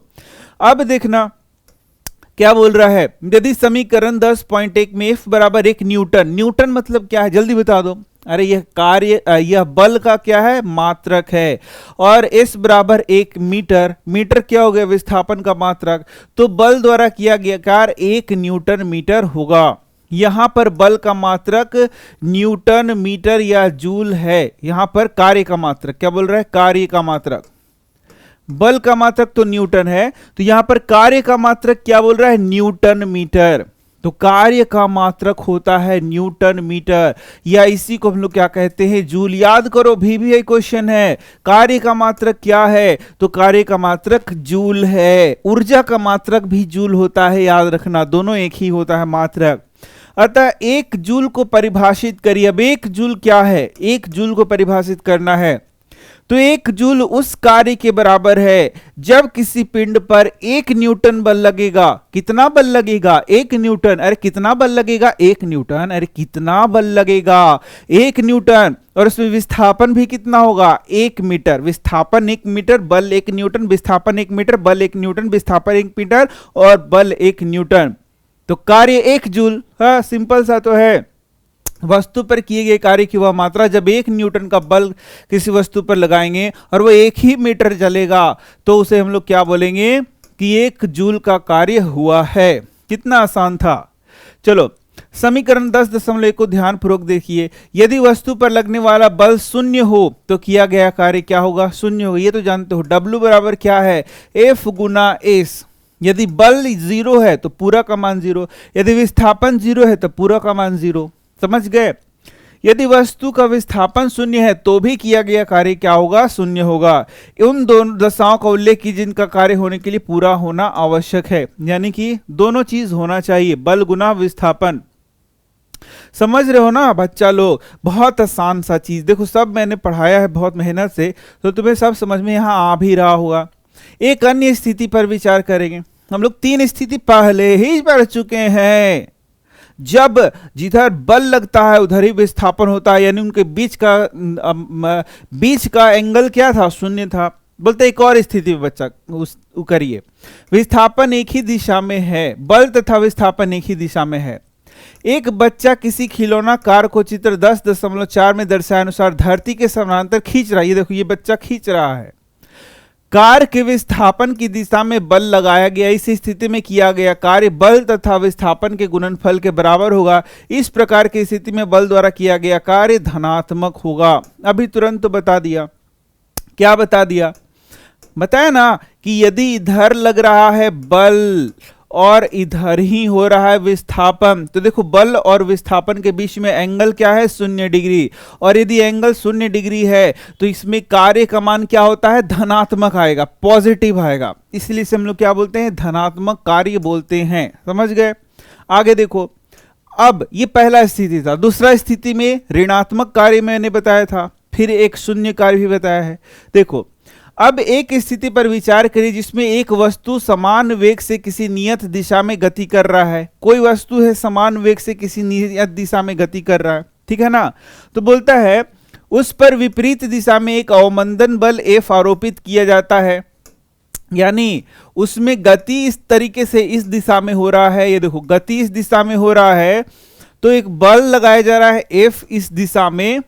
ये देखो ये गति इधर कर रहा है तो ये बल लगाया जा रहा है इस दिशा में, जिसके कारण ये कुछ दूरी तक चलता है और फिर रुक जाता है। यानी ये इसने इतना दूरी तय किया तो ये दूरी तय इधर कर रहा है और बल इधर लग रहा है, तो इनके बीच का एंगल जल्दी बता दो, 180 डिग्री का हुआ। और यहां पर जो कार्य होगा वो क्या होगा, ऋणात्मक होगा। ये कैसा कार्य माना जाएगा, एक ऋणात्मक कार्य माना जाएगा। तो ऋणात्मक कार्य का एक और ये उदाहरण हो गया। एक तो मैंने बताया था कि बोझ को लेकर के ऊपर चढ़ रहे हैं तो वह भी ऋणात्मक कार्य है, और यहां ये भी ऋणात्मक कार्य का क्या हो गया, उदाहरण हो गया कि दोनों के बीच में कितना एंगल बन रहा है, 180 डिग्री का, अर्थात दोनों दिशाओं के बीच 180 डिग्री का कोण बन रहा है। अब देखो माना कि इस दूरी तय करने के बाद वह वस्तु रुक जाता है। अरे भाई तुम जा रहे हो सीधे रास्ता में, ठीक है, तो ब्रेक लगाया तो वह क्या हो गया, रुकना प्रारंभ कर दिया। तो ब्रेक जो लग रहा है वह उसके विपरीत दिशा में बल को लगा रहा है, तो ये बल लग रहा है इधर और तब इसका विस्थापन उल्टी दिशा में हो रहा है, यानी कि वह अवमंदित हो रहा है, धीरे धीरे रुकते जा रहा है। ठीक है, ऐसी स्थिति में जो बल की दिशा होती है वह तुम्हारा किए वह जो विस्थापन है उसके विपरीत होता है, और इस प्रकार से जो कार्य होता है वह ऋणात्मक माना जाता है। इस प्रकार के कार्य को क्या कहते हैं, ऋणात्मक। तो ऋणात्मक कार्य का मतलब है कि माइनस में कार्य हुआ, ऐसा नहीं है। ऋणात्मक उसका दिशा को बता रहा है कि बल और विस्थापन का दिशा अलग अलग है, ये बता रहा है ऋणात्मक चिन्ह। यानी ऋणात्मक चिन्ह के द्वारा उसका दिशा को बताया जा रहा है कि दोनों अलग अलग दिशा में, ये इधर है तो ये इधर है, ये बताया जा रहा है ये समझना। यानी ये वाला हो गया तुम्हारा ऐसे, ठीक है, माइनस के साथ। अब देखो जब बल विस्थापन की दिशा के विपरीत दिशा में लगता है तो किया गया कार्य ऋणात्मक होता है। डायरेक्ट क्वेश्चन पूछेगा कि बल लग रहा है उधर और विस्थापन हो रहा है इधर, तो वहां कैसा कार्य हो रहा है, तो ऋणात्मक कार्य हो रहा है। जब बल विस्थापन की दिशा में लगता है तो किया गया कार्य धनात्मक होता है। क्या तीसरा भी दिशा है कि तीसरा भी स्थिति है, यस, बल लग रहा है ऊपर और क्या हो रहा है, विस्थापन हो रहा है इसी दिशा में, यानी 90 डिग्री का जब कोण बनेगा तो वहां बोलेंगे शून्य कार्य हो रहा है। ये तीसरा स्थिति मैंने तुम्हें पहले ही पढ़ा दिया है। उपरोक्त विचार विमर्श से स्पष्ट है कि किसी बल द्वारा किया गया कार्य धनात्मक अथवा ऋणात्मक दोनों में से हो सकता है या फिर शून्य भी हो सकता है, ये मैंने तुम्हें बता दिया है। ठीक है ना। अब चलो, अब बात कर रहा है ऊर्जा का, ऊर्जा की बात कर रहा है। तो बोलता है ऊर्जा के बिना जीवन असंभव है। ऊर्जा की आवश्यकता दिन प्रतिदिन बढ़ रही है। हमें ऊर्जा कहां से प्राप्त होता है, तो ये सब जानते हो कि हमें ऊर्जा कहां से मिल रहा है, भोजन से मिल रहा है। भोजन कैसे मिल रहा है, पेड़ पौधों या जंतुओं से मिल रहा है। सूर्य हमारे लिए ऊर्जा का सबसे बड़ा प्राकृतिक स्रोत है। तो पेड़ पौधों को ऊर्जा कहां से मिल रहा है, सूर्य से मिल रहा है। तो सूर्य से ऊर्जा मिला पेड़ पौधों को हम लोगों ने खाया तो ऊर्जा मिला हमें। यानी हमारे लिए भी ऊर्जा का मुख्य स्रोत क्या है, सूर्य है। तो क्लास 10 में चैप्टर नंबर 14 पढ़ोगे, वहां पर ऊर्जा के स्रोत, वहां पर पूरा चीज पढ़ना है। हमारे ऊर्जा के बहुत से स्रोत सूर्य से उत्पन्न हैं। हाँ, तो मतलब हम लोग जो भोजन मुख्य रूप से कर रहे हैं वो कहां से व्युत्पन्न है, व्युत्पन्न मैंने कहां से मुख्य रूप से हमको मिल रहा है, तो सूर्य से ही मिल रहा है। ठीक है, सूर्य से पेड़ पौधे को मिल रहा है, पेड़ पौधे से हमें, सूर्य से पेड़ पौधों को, पेड़ पौधे से जंतुओं को, और जंतुओं को हम खाएंगे तो हमें मिल रहा है। हम परमाणुओं के नाभिक से, पृथ्वी के आंतरिक भागों से तथा ज्वार भाटा से भी ऊर्जा प्राप्त कर सकते हैं। क्या आप ऊर्जा के अन्य स्रोतों के बारे में सोच सकते हैं? क्यों सोचें? जब हम लोग को क्लास 10 में पूरा चैप्टर ही पढ़ लेना है तो उसी समय सोचेंगे, विचार करेंगे बैठ के। ठीक है, चलो। ऊर्जा शब्द का प्रयोग प्राय हमारे दैनिक जीवन में होता रहता है, किंतु विज्ञान में इसका एक निश्चित एवं परिशुद्ध अर्थ है। आइए निम्नलिखित उदाहरणों पर विचार करें। जब तीव्र वेग से गतिशील क्रिकेट की गेंद स्थिर विकेटों पर टकराती है तो विकेट दूर जा गिरते हैं। इसी प्रकार जब हम किसी वस्तु को किसी निश्चित ऊंचाई तक उठाते हैं तब उसमें कार्य करने की क्षमता समाहित हो जाती है। आपने अवश्य ही देखा होगा कि ऊंचाई तक उठाया गया हथौड़ा जब लकड़ी के किसी टुकड़े पर रखी हुई कील को प्रहार करता है तो वह कील को लकड़ी में ठोक देता है। बिल्कुल ठीक है। तो हमने बच्चों को खिलौना जिससे चाबी भरते देखा होगा, और जब हम खिलौना किसी फर्श पर रख जाता है तो गति करने लगता है। खिलौना में चाबी भर के रखेंगे और फर्श पर रखेंगे तो गति करेगा।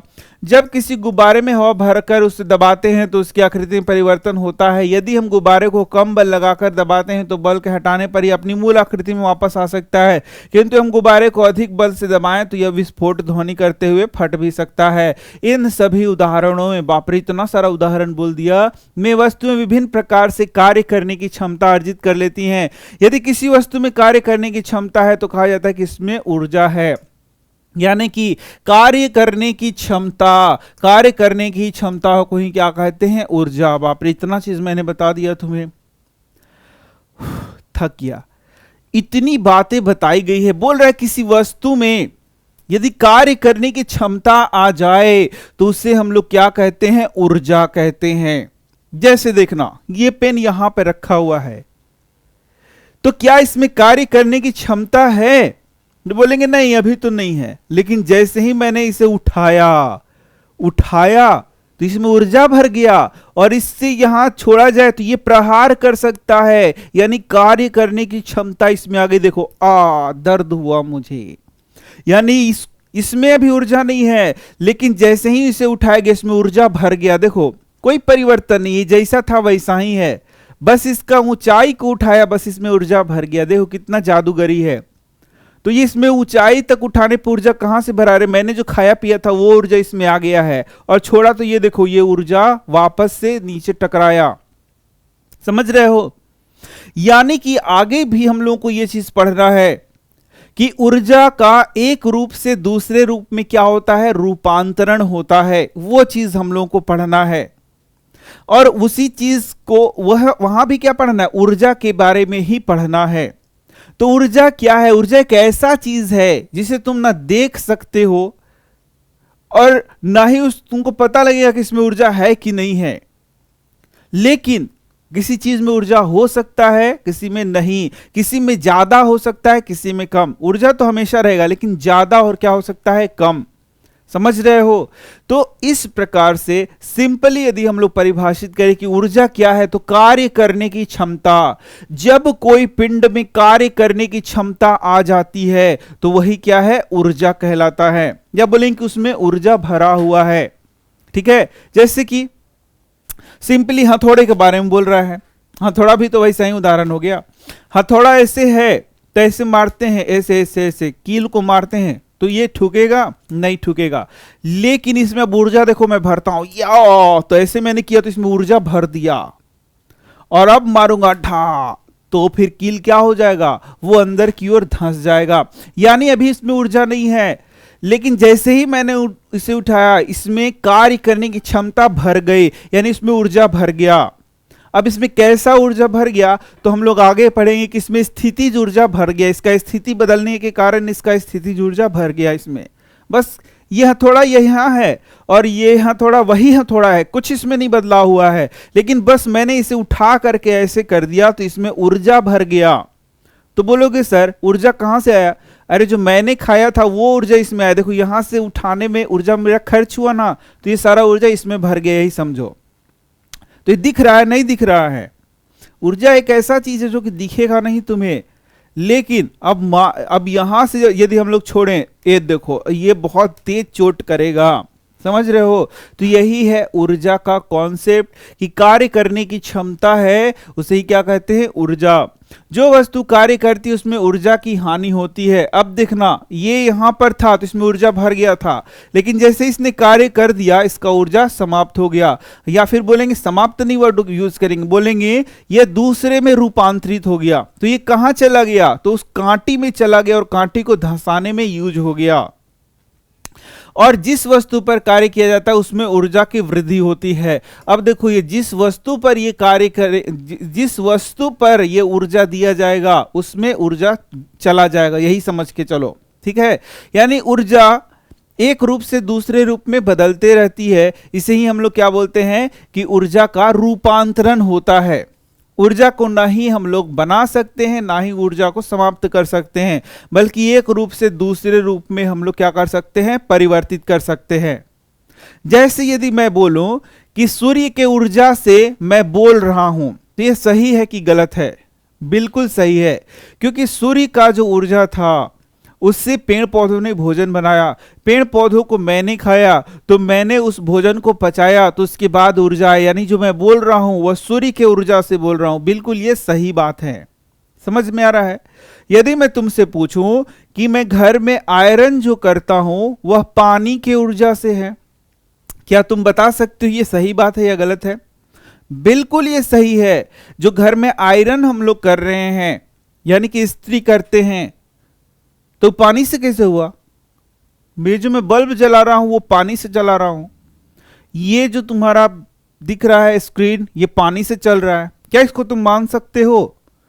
बोलो। यदि मान सकते हो तो लास्ट में तो मैं इसका आंसर बताऊंगा ही, तुम इन कमेंट बॉक्स में बताना कि कैसे पानी से ये बल्ब जल रहा है या घर में हीटर जल रहा है। पानी से हीटर कैसे चल सकता है भाई? तो वो तुम्हें बताना होगा, कोशिश करना। तो ये तुमने ऊर्जा के बारे में समझा। किसी वस्तु में यदि ऊर्जा है तो यह कैसे कार्य करती है। कोई वस्तु जिसमें ऊर्जा है वह दूसरी वस्तु पर बल लगा सकती है। जब ऐसा होता है तो ऊर्जा पहली वस्तु से दूसरी वस्तु में स्थानांतरित हो जाती है। अब किसी में ऊर्जा आ गया तो वह कैसे कार्य करेगा, तो वह बल लगा सकता है, और यदि बल लगाएगा, विस्थापन उत्पन्न कर देगा, तो वहां पर कार्य होगा। यानी कि वह जो ऊर्जा था वह दूसरे चीज में ट्रांसफर कर देगा, समझ गए। और इस प्रकार से वह, जैसे कि यहां पर एक कार खड़ा है, तो कार खड़ा है तो मैं अपना ऊर्जा उसमें लगाता हूं, तो मैंने अपना ऊर्जा उसमें ट्रांसफर कर दिया, उसको धक्का लगाया तो कार क्या हो गया, थोड़ी दूर चल जाता है। यानी मेरा ऊर्जा कहां मैंने ट्रांसफर कर दिया, उस कार में। ये दिख रहा है ऊर्जा? नहीं दिख नहीं रहा, ऊर्जा दिखता नहीं है। दूसरी वस्तु क्योंकि कुछ ऊर्जा ग्रहण करती इसलिए कुछ कार्य कर सकती है। देखा, यानी कार्य आगे की ओर बढ़ गया। इसका मतलब है कि मेरा ऊर्जा उसमें ट्रांसफर हो गया, उसमें चला गया, ठीक है। अब देखो, इस प्रकार यह गति में आ सकती है और वो कार गति में हो गया, है ना। इस प्रकार पहली वस्तु में कार्य करने की क्षमता है, यानी मुझ में कार्य करने की क्षमता है। मैंने उसको धक्का मारा तो मुझ में क्या है, ऊर्जा। तो कार्य करने की यही क्षमता को हम लोग क्या कहते हैं, ऊर्जा, ठीक है। इसका अर्थ हुआ कि कोई भी वस्तु जिसमें ऊर्जा है कार्य कर सकता है। यानी कार्य वही कर सकता है जिसमें ऊर्जा है, ऊर्जा के बिना कार्य नहीं हो सकता है। ये तो सिंपल सी बात हो गई। इस प्रकार किसी वस्तु में निहित ऊर्जा को उसकी कार्य करने की क्षमता के रूप में मापा जाता है। अब उसमें कितना कार्य करने की क्षमता है उसी को उसका ऊर्जा कह रहे हैं। तो यदि ज्यादा ऊर्जा है तो कार्य करने की क्षमता ज्यादा है, कम ऊर्जा है तो कार्य करने की क्षमता क्या है, कम है। जैसे अब देखो, पेट्रोल है, डीजल है। पेट्रोल और डीजल में कैसा ऊर्जा है, केमिकल ऊर्जा है। तो यदि तुम्हारे बाइक में ज्यादा पेट्रोल है तो ज्यादा दूरी तय कर सकते हो, कम पेट्रोल है तो कम दूरी तय कर सकते हो। यानी कि ज्यादा कार्य करने की, ज्यादा पेट्रोल मतलब ज्यादा कार्य करने की क्षमता और ज्यादा दूरी तय कर सकते हो, कम पेट्रोल मतलब कम कार्य करने की क्षमता और कम दूरी तय कर सकते हो। तो ये बात हो गई ऊर्जा की, सिंपल सा तो बात है। इसलिए ऊर्जा का मात्रक वही है जो कार्य का है। यहां से एक प्रश्न आ रहा है तुम्हारा। पहला तो हो गया कार्य किसे कहते हैं, कार्य का मात्रक। फिर हो गया ऊर्जा किसे कहते हैं, ऊर्जा का मात्रक।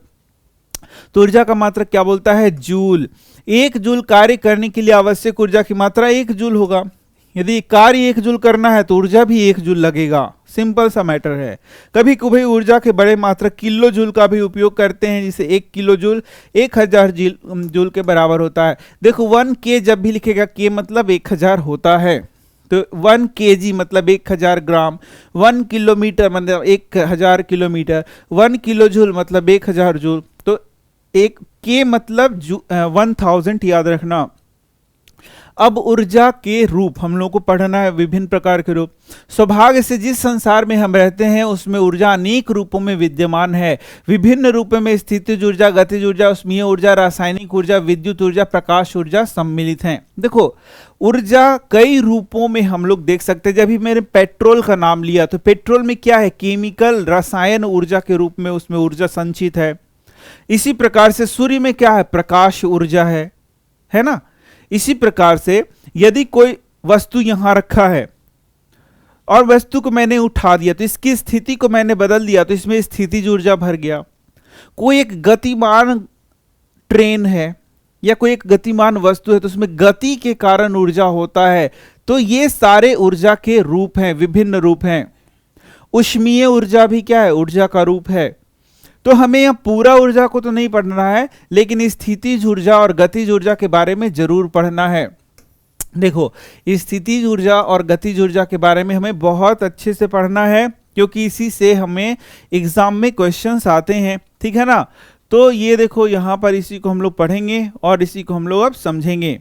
चलो तो हम लोग अब देखते हैं गतिज ऊर्जा एवं स्थितिज ऊर्जा के बारे में। इसी के बारे में काफी चर्चा हम लोग को करनी है और इससे रिलेटेड बहुत सारे क्वेश्चंस आ सकते हैं। यहाँ क्लियरली देख सकते हो एनसीईआरटी में क्या लिख रहा है। बोलता है एक चलती हुई वस्तु कार्य कर सकती है। एक तेज चलती वस्तु अपने सदृश अपेक्षाकृत धीमी चलती हुई वस्तु से अधिक कार्य कर सकती है।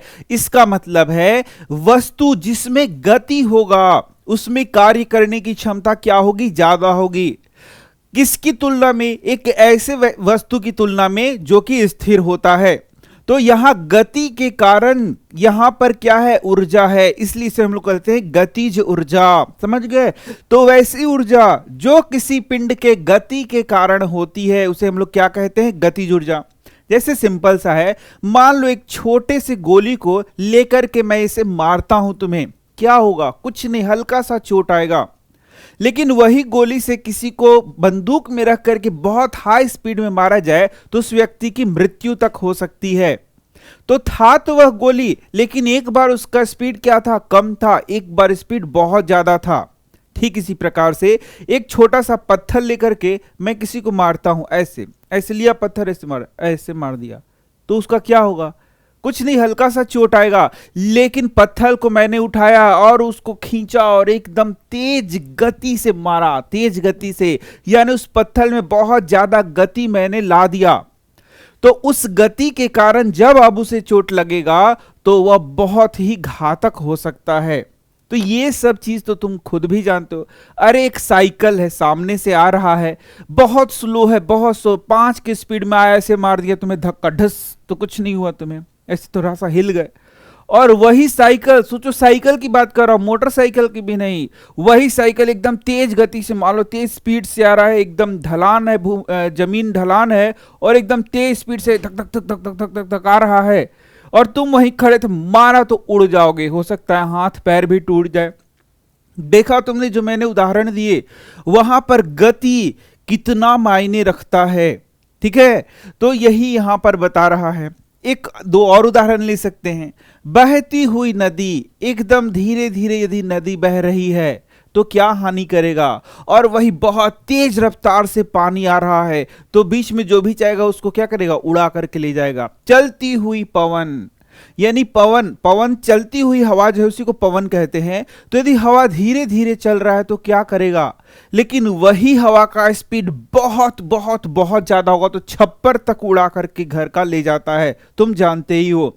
तो भाई अब तुम समझ गए होंगे कि यदि कोई वस्तु गतिशील है तो उसमें बहुत ज्यादा ऊर्जा होती है और उसे ही हम लोग गतिज ऊर्जा के नाम से जानते हैं। एक गतिशील गोली, बहती हुई हवा, घूमता हुआ पहिया, एक गतिशील पत्थर, ये सभी कार्य कर सकते हैं। गोली लक्ष्य को कैसे भेद पाती है, बहती हुई हवा पवन चक्की की पंखुड़ियों को कैसे घुमा पाती है, गतिशील वस्तु में ऊर्जा होती है। इन सब का मतलब है कि भाई अभी यहां पर मैंने इसे रखा, या फिर सिंपल मान लो कि कागज यहां पर रखा है, हवा यहां पर है लेकिन उसमें गति नहीं है, लेकिन यदि इस हवा में गति होता तो इसको उड़ा करके ले जाता। तो गति का मतलब है कि उसमें ऊर्जा है, यानी कि गति के कारण उसमें ऊर्जा है, और उस ऊर्जा को हम लोग कहेंगे गतिज ऊर्जा। गिरता हुआ नारियल, गतिशील कार, लुढ़कता हुआ पत्थर, उड़ता हुआ हवाई जहाज, बहता हुआ पानी, बहती हुई हवा। देखो, इसको मजाक में मत लो, हल्के में मत लो। इसी में कोई क्वेश्चन पूछ देगा और बोलेगा कि बताइए उसमें स्थितिज ऊर्जा है या गतिज ऊर्जा। समझ गए? तो यहां पर इसको बहुत अच्छे से हम लोग को देखना होता है, क्योंकि उदाहरण पूछे जाते हैं। संक्षेप में किसी वस्तु में उसके गति के कारण निहित ऊर्जा को गतिज ऊर्जा कहते हैं। यहां से तुम्हारा हो गया परिभाषा कि भाई गतिज ऊर्जा किसे कहते हैं। तो किसी पिंड में उसके गति के कारण जो उसमें ऊर्जा होती है उसे क्या कहते हैं? गतिज ऊर्जा। किसी वस्तु की गतिज ऊर्जा उसकी चाल के साथ क्या होती है? बढ़ती है। यदि उसका चाल बढ़ेगा तो ऊर्जा बढ़ेगा, चाल घटेगा तो ऊर्जा घटेगा। इस तरीके से ये क्या होता है? गतिज ऊर्जा। तो किसी वस्तु में, किसी गतिशील वस्तु में उसकी गति के कारण कितनी ऊर्जा निहित होती है? तो परिभाषा के अनुसार हम कह सकते हैं कि किसी निश्चित वेग से गतिशील वस्तु की गतिज ऊर्जा उस वस्तु पर इस वेग को प्राप्त करने के लिए किए गए कार्य के बराबर है। अब देखो, अब जो गतिशील वस्तु है भाई, जो गतिशील वस्तु है उसमें कितना ऊर्जा है? तो जैसे मान लो ये है, इसको गतिशील हम लोग बनाएंगे कैसे? जब इसमें ऊर्जा देंगे तभी तो ये गतिशील होगा। तो अब देखना, ये मैंने इसको ऊर्जा दिया, ये देखो ये गति हुआ। अब मैंने इसको और ऊर्जा दिया, और गति हो गया। अब मैंने इसको और ऊर्जा दिया तो और गति हो गया। यानी जितना इस पर कार्य मैंने किया उतना ऊर्जा इसमें भर गया और वही इसको गति प्रदान कर रहा है। समझ रहे हो ना? कितना आसान सा चीज मैं बता रहा हूं कि जितना इस पर कार्य किया गया उतनी इसकी गति होगी। जैसे तुम तो बाइक चलाते हो, या फिर चलो तुम तो साइकिल चलाते हो, तो जितना तुम पैडल पर काम करोगे उतना उसकी गति बढ़ेगी और उस साइकिल में उतनी गतिज ऊर्जा होगी, है ना? यानी तुम क्या करोगे? पैडल पर कार्य करोगे, पैडल को अपना ऊर्जा दोगे और वही ऊर्जा उसको गति प्रदान करेगा। तो यही बोल रहा है कि आखिर उसकी गतिज ऊर्जा कितनी होगी? जितना उस पर क्या किया गया, कार्य किया गया, उतने के बराबर उसकी गतिज ऊर्जा होगी। समझ रहे हो? आइए अब किसी वस्तु का गतिज ऊर्जा को एक समीकरण के रूप में व्यक्त करेंगे। तो बोल रहे हैं, मान लीजिए कि m द्रव्यमान का एक वस्तु एक समान वेग u से गतिशील है। यानी कोई वस्तु है वो m द्रव्यमान का है और u वेग से वो गतिशील है, मतलब गति कर रहा है। मान लीजिए जब इस पर एक नियत बल F विस्थापन की दिशा में लगता है तो वस्तु s दूरी तक विस्थापित होता है। अब वस्तु पर क्या होगा? F बल लगाया जाएगा। तो F बल के कारण बल लगा रहे हैं, यानी कि उस पर कार्य किया जा रहा है, तो वो s दूरी तक तय करेगा। s दूरी तक वो क्या कर रहा है? दूरी को तय कर रहा है। समीकरण 10.1 के अनुसार हम बोलें किया गया कार्य क्या है? W बराबर क्या हो गया? Fs। ये तो तुम जानते हो कि W बराबर क्या होगा? F गुना S। अरे भाई, कोई एक m द्रव्यमान का वस्तु है, उस पर हम अब कार्य कर रहे हैं। कार्य क्या कर रहे हैं कि उस पर बल लगा रहे हैं, तो वो कुछ दूरी तय कर रहा है। तो हम लोगों ने W कार्य किया तो F गुना S उसने दूरी तय किया, मतलब F गुना S उस पर कार्य किया गया, S दूरी उसने तय किया। वस्तु पर किए गए कार्य के कारण इसके वेग में परिवर्तन होगा। अब देखो, वस्तु पर किया गया कार्य यानी जो बल लगाया उसके कारण उसका वेग में परिवर्तन होगा कि नहीं होगा? अरे इसके पहले चैप्टर में भी तो पढ़ा है कि वेग में परिवर्तन कब होगा। यानी प्रारंभिक वेग यदि u है तो अंतिम वेग क्या है? v मान लो यहां पर। तो ये जो वेग में परिवर्तन हो रहा है वो कैसे हो रहा है? क्योंकि यहां पर बल लगा रहे हैं। ठीक है, चलो तो मान लीजिए इसका वेग u से भी हो जाता है। वेग क्या हो रहा है? u से भी हो जा रहा है। बताओ जल्दी से क्यों हो रहा है? क्योंकि इस पर एक बल लगाया जा रहा है, या फिर यहां पर जो बात बोल रहे हैं इसके अनुसार एक कार्य किया जा रहा है। मान लीजिए उत्पन्न हुए त्वरण का मान a है। अब देखो यहां वेग में तुम्हारा परिवर्तन हो ही रहा है, समय लग ही रहा है, तो यानी त्वरण भी उत्पन्न होगा। ठीक है, तो बोलता है अनुभाग 7.5 में हमने गति के 3 समीकरणों के बारे में अध्ययन किया। देखो 7वां चैप्टर में हम लोगों ने पढ़ा है, यानी गति चैप्टर में गति के समीकरण पढ़े हैं। मैंने क्या बोला था भाई? जाकर के पहले पीछे के चैप्टर्स को पढ़ो, तब यहां पढ़ना, तब समझ में आएगा। नहीं तो कैसे समझ में आएगा? तुम ही बता दो। तो एक समान त्वरण a से गतिशील किसी वस्तु के प्रारंभिक वेग u, अंतिम वेग v तथा विस्थापन के बीच निम्न संबंध है। तुम जानते क्या हो भाई? तुम जानते हो v square minus you square बराबर 2as। इसमें कौन कौन चीज में संबंध बताया जा रहा है? तो तय की गई दूरी, उत्पन्न त्वरण, v स्क्वायर और u स्क्वायर, मतलब v मतलब क्या? अंतिम वेग और प्रारंभिक वेग के बीच में इसमें क्या किया जा रहा है? संबंध बताया जा रहा है। यदि यहां पर s को छोड़कर बाकी को इधर लिया जाए तो s बराबर क्या होता है? v square minus you square बट्टा 2a। कोई दिक्कत है? यही यहां पर बोल रहा है। अब चलो यहां पर आगे हम लोग देखते हैं। अनुभाग 8.4 से हम जानते हैं कि f बराबर m है। ये भी हम लोग जानते हैं कि f बराबर क्या होता है? m Guna a। ये भी जानते हो।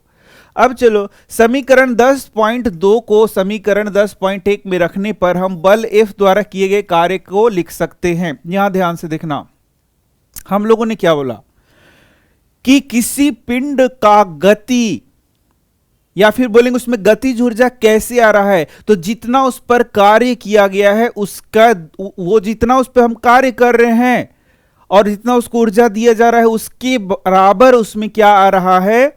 गति आ रहा है। यानी कि यदि हम लोगों ने W बराबर F गुना S कार्य किया किसी पिंड पर, तो उसमें A त्वरण उत्पन्न हुआ, उसका वेग U से भी हो गया, उसका वेग बढ़ गया। समझ रहे हो ना? ये सारा बात मैंने बताया था। अब यहां पर F बराबर M गुना A हम लोग जानते हैं, अभी बताया गया। यहां से देखो कि F बराबर M है और इस बराबर हम लोगों ने गति के समीकरण से देख ही लिया है क्या? v square minus you square और बटा 2a। देखो यानी f का मान रख देंगे और s का मान रख देंगे तो ऐसा आएगा कि नहीं आएगा? बिल्कुल आएगा। अब a से a हम लोग यहां पर काट सकते हैं। बोलो काट सकते हैं कि नहीं काट सकते हैं? बिल्कुल। तो इसको यदि हम लोग काट दें तो आगे मैं दिखा रहा हूं यहां पर, ये देखना। तो यहां पर हमारा आ जाएगा W बराबर हाफ एम भी स्क्वायर माइनस यू स्क्वायर। बोलो भारी लग रहा है बच्चा लोग? कुछ भारी नहीं है।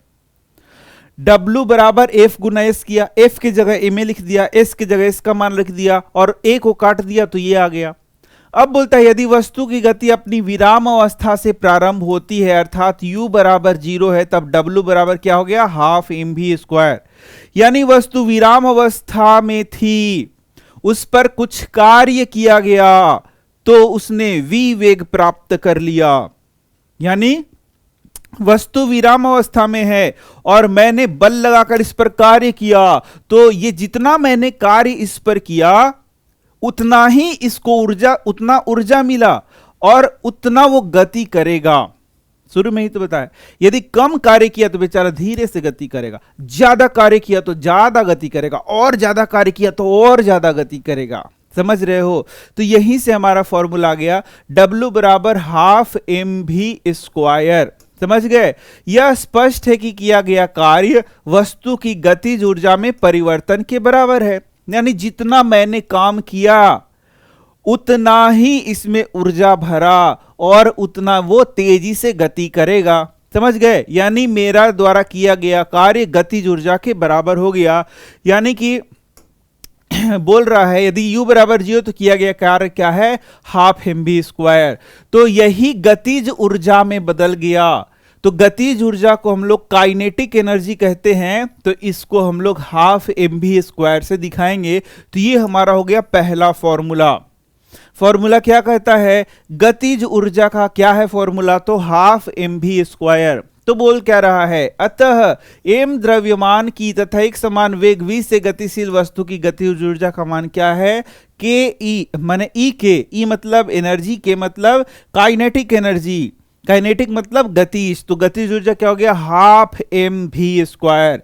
एम मतलब क्या हो गया? एम द्रव्यमान का वस्तु है और वी क्या हो गया? जिस वेग से वो गतिशील है। तो ये यदि पता रहेगा तो हम लोग फिर न्यूमेरिकल्स भी बना सकते हैं। देख लो, एक दिखा रहा है 15 केजी द्रव्यमान की एक वस्तु 4 मीटर प्रति सेकंड के एक समान वेग से गतिशील है, इसमें कितना गतिज ऊर्जा है? तो सीधे सीधा हाफ एम भी स्क्वायर, हाफ की जगह हाफ, एम की जगह 15 केजी और वी की जगह 4 मीटर पर सेकंड का होल स्क्वायर, और ये हो गया 120 जूल, क्योंकि ऊर्जा का मात्रक क्या है? जूल।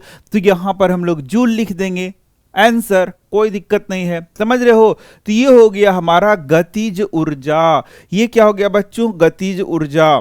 तो ऊर्जा हम लोग यहाँ दो प्रकार से पढ़ रहे हैं, एक है तुम्हारा स्थितिज ऊर्जा और दूसरा क्या है, गतिज ऊर्जा। तो अभी हम लोग गतिज ऊर्जा हम लोगों ने पढ़ा। अब देखो उपरोक्त परिस्थितियों में तो कुछ बताया गया, देखो बहुत लंबा वीडियो, लेंथी वीडियो हो जाएगा, और जो भी क्रियाकलाप बताए बहुत सरल है, वो मैं खुद से ही तुम्हें बताते चल रहा हूं, इसलिए मैं उसे नहीं पढ़ता हूं। वस्तु पर किए गए कार्य के कारण इसमें ऊर्जा संचित हो जाती है। अब देखो, अब बात करेंगे हम लोग स्थितिज ऊर्जा की। ध्यान से देखना, यदि ये पिंड यहां पर है, अब फिर से मैं इस पर कार्य करूंगा और मैंने इसको यहां उठा दिया, तो मैंने अपना ऊर्जा खर्च करके इसको क्या किया, यहां पर उठा दिया, तो ये यहां पर स्थित हो गया। तो बताओ, अब थोड़ा सा मैंने और इस पर कार्य किया और दूर उठा दिया, तो तुम्हें बताना है कि इसकी ऊर्जा बढ़ रही है कि घट रही है। तो इसका आंसर है जैसे जैसे इसका स्थिति हम लोग बदल रहे हैं, इसकी ऊर्जा क्या हो रही है, बढ़ते जा रही है, और ये इसमें संचित है। जैसे ही मैं छोड़ूंगा, मैंने बताया ना कि ऊर्जा को देखा नहीं जा सकता, अब इसमें बहुत ऊर्जा है लेकिन हम लोग देख नहीं पाएंगे। अब इसको यहां छोड़ेंगे तो यहां बहुत चोट लगेगा मुझे, यानी इसका स्थिति अभी कम ऊर्जा है, अभी ज्यादा ऊर्जा है, अभी और ज्यादा ऊर्जा है, अभी और ज्यादा ऊर्जा है, अभी और ज्यादा ऊर्जा है, समझ रहे हो। तो इस प्रकार से यदि इसकी स्थिति में बदलाव किया जाए तो उसमें ऊर्जा का मान क्या होते जा रहा है, बढ़ते जा रहा है, तो इसे हम लोग क्या कहते हैं, स्थितिज ऊर्जा। तो किसी पिंड में उसके स्थिति के कारण जो ऊर्जा होती है उसे ही हम लोग क्या कहते हैं, स्थितिज ऊर्जा कहते हैं। चलो कुछ और दिखाता हूं, देखना, ये रबर है, इसे मैंने खींचा तो इसमें इसकी स्थिति बदल गई, और खींचने के लिए मुझे अपना ऊर्जा खर्चा करना पड़ा और वो ऊर्जा इसमें चला गया है। अभी और ऊर्जा बढ़ गया, अभी और ऊर्जा बढ़ गया।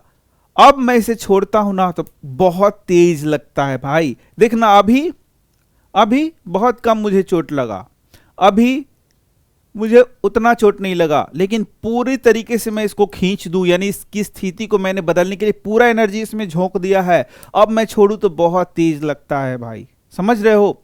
यानी इसके स्थिति को बदल करके जो ऊर्जा हमें मतलब इसकी स्थिति को बदलने के लिए जो ऊर्जा मैंने खर्च किया वो इसमें संचित हो गया, इसे ही हम लोग क्या कहते हैं, स्थितिज ऊर्जा कहते हैं। यही चीज एक और देख सकते हो, यहां देखना, ये देखो, ये बहुत तुम लोगों ने किया है या नहीं किया है बताओ, बहुत बार तुमने किया है, मैं दिखा दे रहा हूं कैसे करते हो तुम लोग। एक सेकेंड, ये देखो, ये आ गया मेरे पास एक कागज का टुकड़ा, देखो ये बहुत बार तुम लोग करते हो भाई।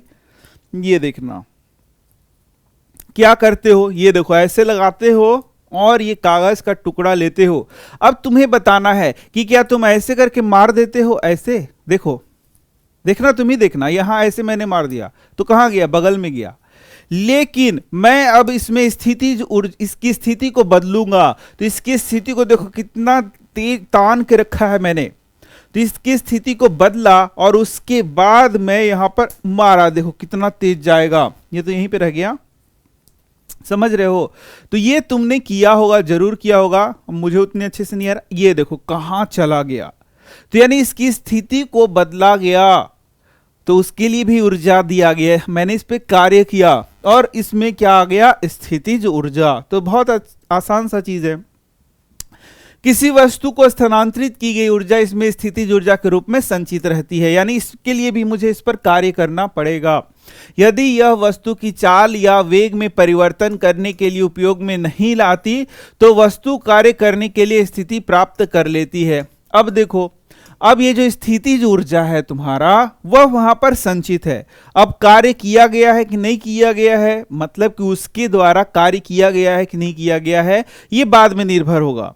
लेकिन जैसे ही हम लोगों ने उसको मतलब उसमें ऊर्जा को संचित कर दिया तो वो उसमें संचित रहेगा, लेकिन जब उस पिंड के द्वारा कार्य हो जाएगा तो वो ऊर्जा फिर वहां पर बदल जाएगा, दूसरे रूप में बदल जाएगा। अरे इसका उदाहरण बहुत अच्छा है, ये देखो क्या है, ये है तुम्हारा डैम, ये देखो डैम है, डैम में पानी को संचित किया जाता है, ये देखो डैम में क्या है, पानी संचित है, तो डैम में जब पानी को संचित किया गया तो संचित ऊर्जा उस पानी में है, यानी उसमें बहुत ऊर्जा है, तो रहने दो, है तो है, मतलब अब डैम को जब तक हम लोग नहीं खोलेंगे, पानी को जब तक नहीं गिराएंगे तब तक वो ऊर्जा उस पानी में मौजूद है, लेकिन अब जैसे ही पानी को हम लोग क्या करेंगे, खोल देंगे और उसे टरबाइन को घुमा देंगे, तो पानी क्या करेगा, वह जो ऊर्जा है वह टरबाइन को घुमाने में यूज हो गया और फिर पानी नीचे आ जाएगा।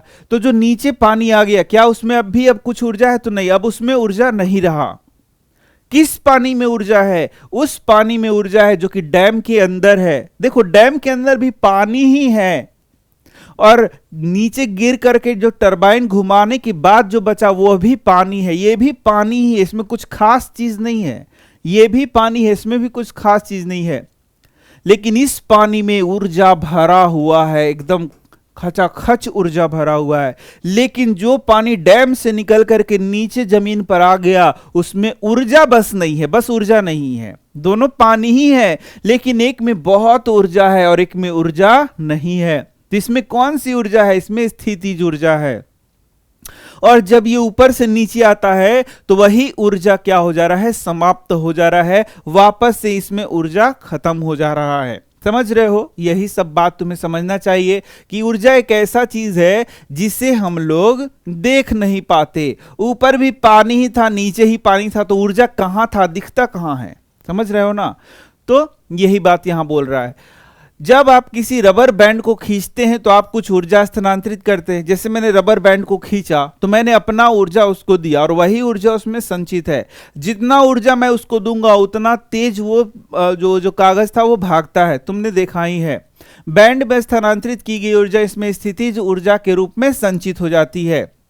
किसी खिलौने कार से चाबी भरते समय आप कार्य करते हैं। अब खिलौना में चर चर चर चाबी भर रहा हूं, तो जितनी बार मैं चाबी भरूंगा, यानी जितना मैंने कार्य उस पर किया उतना वो संचित होगा। ज्यादा बार चाबी भरा तो ज्यादा दूर जाएगा वो खिलौना, कम बार किया तो ढुर्र करके ढुस कर देगा। चलो, इसके अंदर कमानी में स्थानांतरित की गई ऊर्जा स्थितिज ऊर्जा के रूप में संचित हो जाती है। किसी वस्तु द्वारा इसकी स्थिति अथवा विन्यास में परिवर्तन के कारण प्राप्त ऊर्जा को स्थितिज ऊर्जा कहते हैं। तो यहीं से स्थितिज ऊर्जा का परिभाषा दिया गया। देखो सारा परिभाषा यहीं से तुम्हें मिल जाएगा। तो किसी वस्तु द्वारा उसकी स्थिति के कारण या विन्यास, विन्यास मतलब उसका जो, जैसे ये तुम्हारा इस तरीके से है और इसको मैंने खींच दिया तो इसका विन्यास मैंने बदल दिया। समझ रहे हो? यानी इसका स्ट्रक्चर कुछ मैंने चेंज कर दिया, तो उसके कारण जो उसमें ऊर्जा स्थित होती है उसे हम लोग क्या बोलते हैं? उसकी स्थितिज ऊर्जा कहते हैं। यही सब यहां बताया है। तो यहां से कई क्वेश्चन हो सकते हैं। जैसे एक धनुष है, इसमें ये जो तुम्हारा तनित डोरी है, इसमें कौन सी ऊर्जा है? तो स्थितिज ऊर्जा है। समझ गए? और यही स्थितिज ऊर्जा जब इस तीर को छोड़ा जाएगा तो ये ऊर्जा इस तीर में चला जाएगा और इसमें गतिज ऊर्जा में परिवर्तित हो जाएगा। देखा तुमने? तो मैंने इसको पकड़ा है, ध्यान से देखना, मैंने इसे पकड़ा है तो मैंने ऊर्जा दिया इस डोरी को और डोरी ने ऊर्जा दिया इस तीर को और तीर में गतिज ऊर्जा आ जाएगा। जितना मैंने ऊर्जा इसको दिया उतना ही ऊर्जा ये तीर को ट्रांसफर करेगा और उतना दूर वो तीर जाएगा। समझ रहे हो कैसा एनर्जी, यानी कि ऊर्जा एक रूप से दूसरे रूप में बदल रहा है। समझ गए? तो वही यहां पर बात बता रहा है। चलो यहां पर देखो, किसी ऊंचाई पर वस्तु की स्थितिज ऊर्जा। देखो, वस्तु को किसी ऊंचाई तक उठाने में उसकी ऊर्जा में वृद्धि होती है। यदि किसी वस्तु को हम लोग नीचे से ऊपर की ओर उठा रहे हैं तो उसकी ऊर्जा में क्या होगी? बढ़ोतरी होगी। जितना उसको ऊंचाई पे ले जाएंगे उसमें उतना ज्यादा ऊर्जा आ जाएगा। जैसे देखो, ये वस्तु है, इस पे मैं कार्य कर रहा हूं, अपना ऊर्जा खर्च करके इसको ऊपर उठा रहा हूं और ऊपर उठाया और ऊपर उठाया। तो मैं कैसे कार्य कर रहा हूं? ये गुरुत्वाकर्षण के विरुद्ध इस पर मैं कार्य कर रहा हूं और इसको आगे ऊपर उठा रहा हूं। तो इसमें ऊर्जा ज्यादा संचित हो गया, अभी और ज्यादा संचित हो गया, अभी और इसमें ऊर्जा आ गया। समझ गए? इस प्रकार से किसी वस्तु में यहां पर कम ऊर्जा है लेकिन यहां पर ज्यादा ऊर्जा, यहां पर और ज्यादा, यहां पर और ज्यादा। तो जैसे जैसे ऊपर उठाते जाएंगे इसमें ऊर्जा क्या होगा? बढ़ते जाएगा। तुम बोलोगे सर यहां भी ब्लैक पेन दिख रहा है, यहां भी ब्लैक पेन ही है, कहां है इसमें ऊर्जा? किधर? ऊर्जा तो दिख ही नहीं रहा है। अरे ऊर्जा देखने का चीज नहीं, इसको बस छोड़ के देखो कहां ऊर्जा है। यहां कम ऊर्जा है, देखो कम चोट लगा। यहां ज्यादा ऊर्जा है, देखो ज्यादा चोट लगा। यहां पर और ज्यादा ऊर्जा है, यहां देखो और ज्यादा चोट लगा। तो जितना ज्यादा ऊर्जा होगा उतना ज्यादा ये चोट करेगा। यानी अपनी ऊर्जा को तुम्हारे हाथ में ट्रांसफर करेगा तो तुम्हें चोट लगेगा। समझ में आ रहा है? ऊर्जा को देख नहीं पाएंगे लेकिन महसूस जरूर कर लोगे, करके देखना एक बार। इसका कारण है कि इसको ऊपर उठाने पर इसमें गुरुत्व बल के विरुद्ध हम लोग क्या करते हैं, कार्य करते हैं। यानी पृथ्वी का जो गुरुत्वाकर्षण है उसके विरुद्ध इसको उठा रहे हैं।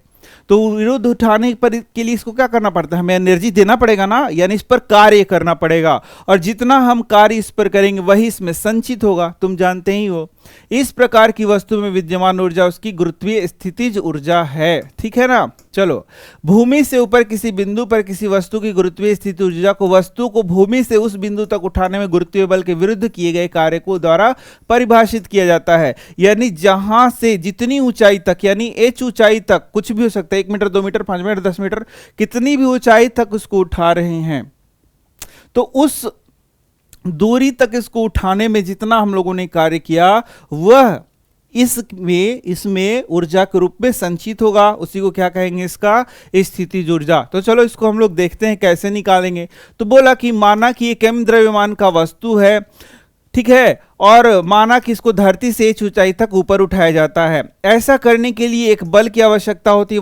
वस्तु को ऊपर उठाने की आवश्यकता न्यूनतम बल वस्तु के भार के बराबर अर्थात mg है। ध्यान से देखना, भार क्या है ये मैंने बताया गुरुत्वाकर्षण चैप्टर में। भार क्या है, बल है। भार क्या है, बल है। भार क्या है, बल है।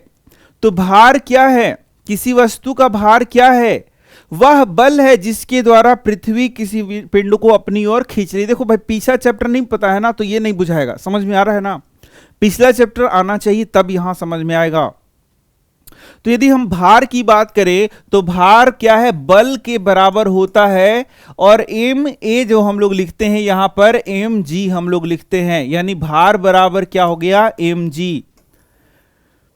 तो कोई पिंड है उसको नीचे से ऊपर उठाने में हमें जो बल लग रहा है वह क्या है, भार के बराबर है। तो कार्य बराबर क्या होता है, W बराबर F गुना S होता है। बोलो, तो मैंने क्या बताया कि इसको ऊपर उठाने में इस पर हम लोग कुछ कार्य कर रहे हैं। कार्य होता है F गुना S। F तुम्हारा M गुना G हो गया, और S कितनी दूरी इसको हम लोगों ने तय कराया है, तो H दूरी तय कराया है, तो H दूरी, यानी कि यही जो हम लोगों ने कार्य किया है वह हो गया mgh। यानी कि इसको यदि इस पर हम लोग mgh कार्य कर रहे हैं, इतना h मान लो यहां से यहां तक है, तो mgh कार्य करेंगे तो यहां पर mgh जितना ऊर्जा इसमें भर जाएगा। यानी इसमें कितना स्थितिज ऊर्जा है, mgh के बराबर इसमें स्थितिज ऊर्जा भरेगा, ठीक है ना। तो वही बोल रहा है। तो यहां पर देखो वही बोलता है कि बल बराबर क्या होता है, बल गुना मतलब कार्य बराबर क्या होता है, बल गुना विस्थापन। यहां पर कार्य क्यों लिख रहे हैं, जल्दी से बताओ सोच के, क्यों कार्य लिख रहे हैं। तो बोला जा रहा है कि किसी पिंड को ऊपर उठाने के लिए हम कुछ कार्य इस पर कर रहे हैं, और जितना कार्य कर रहे हैं उतना ही ऊर्जा इसमें संचित हो रहा है, इसलिए कार्य को लिख रहे हैं। तो कार्य बराबर बल गुना विस्थापन, और बल बराबर mg है, भार के बराबर होगा। विस्थापन कितना कर रहे हैं, ऊंचाई तक उठा रहे हैं, तो ये हो गया mgh। और यही जो कार्य है उसमें स्थितिज ऊर्जा के रूप में रहेगा। इसका मतलब ये जो mgh है यही है हमारा स्थितिज ऊर्जा। यानी कि क्योंकि वस्तु पर किया गया कार्य mgh के बराबर है, इसलिए वस्तु को mgh इकाई के बराबर ऊर्जा उपार्जित होगी।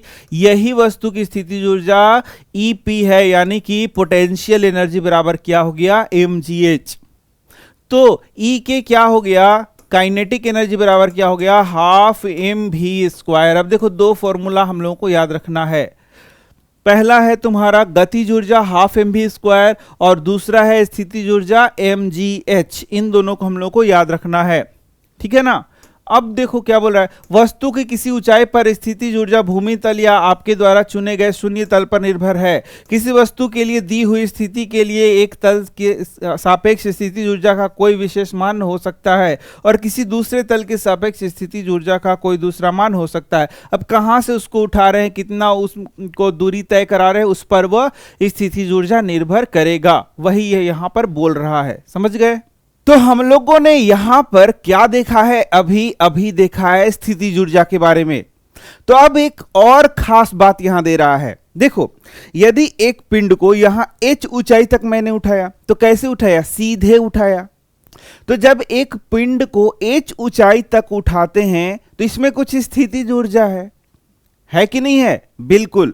अब देखना, अब इस पिंड को मैं कैसे उठाऊंगा, तो यहां लाया, यहां यहां यहां यहां यहां यहां और वापस h ऊंचाई तक ही लाया।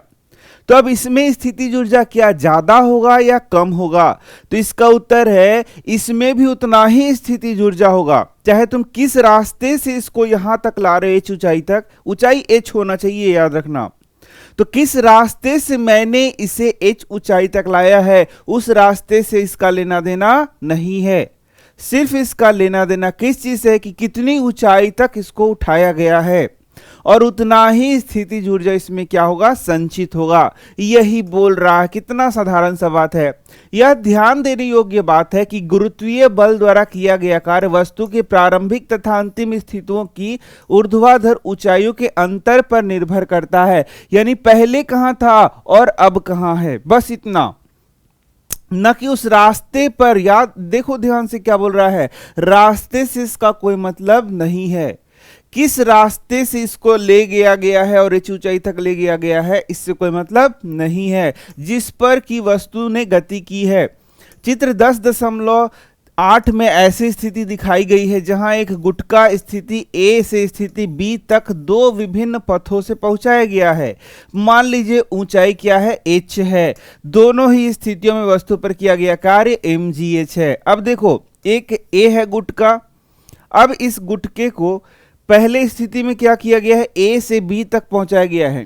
एक गुटका है जिसको A से B तक सीधे ले गया गया। ये देखो यहां सीधे इसको यहां पर ले गया गया है। ऐसे गुटका है A से B तक सीधे इसको यहां से यहां ले गया गया है। कितना दूरी, h। तो इसमें बोल रहा है स्थितिज ऊर्जा क्या है, mgh है इसमें। और एक वही गुटका दूसरा गुटका नहीं लाना है, वही गुटका जिसका द्रव्यमान m है, उसको देखो दूसरे रास्ते से ले गया, मतलब यहां यहां यहां फिर यहां फिर यहां, लेकिन ये जो ऊंचाई है ये h ही ऊंचाई है।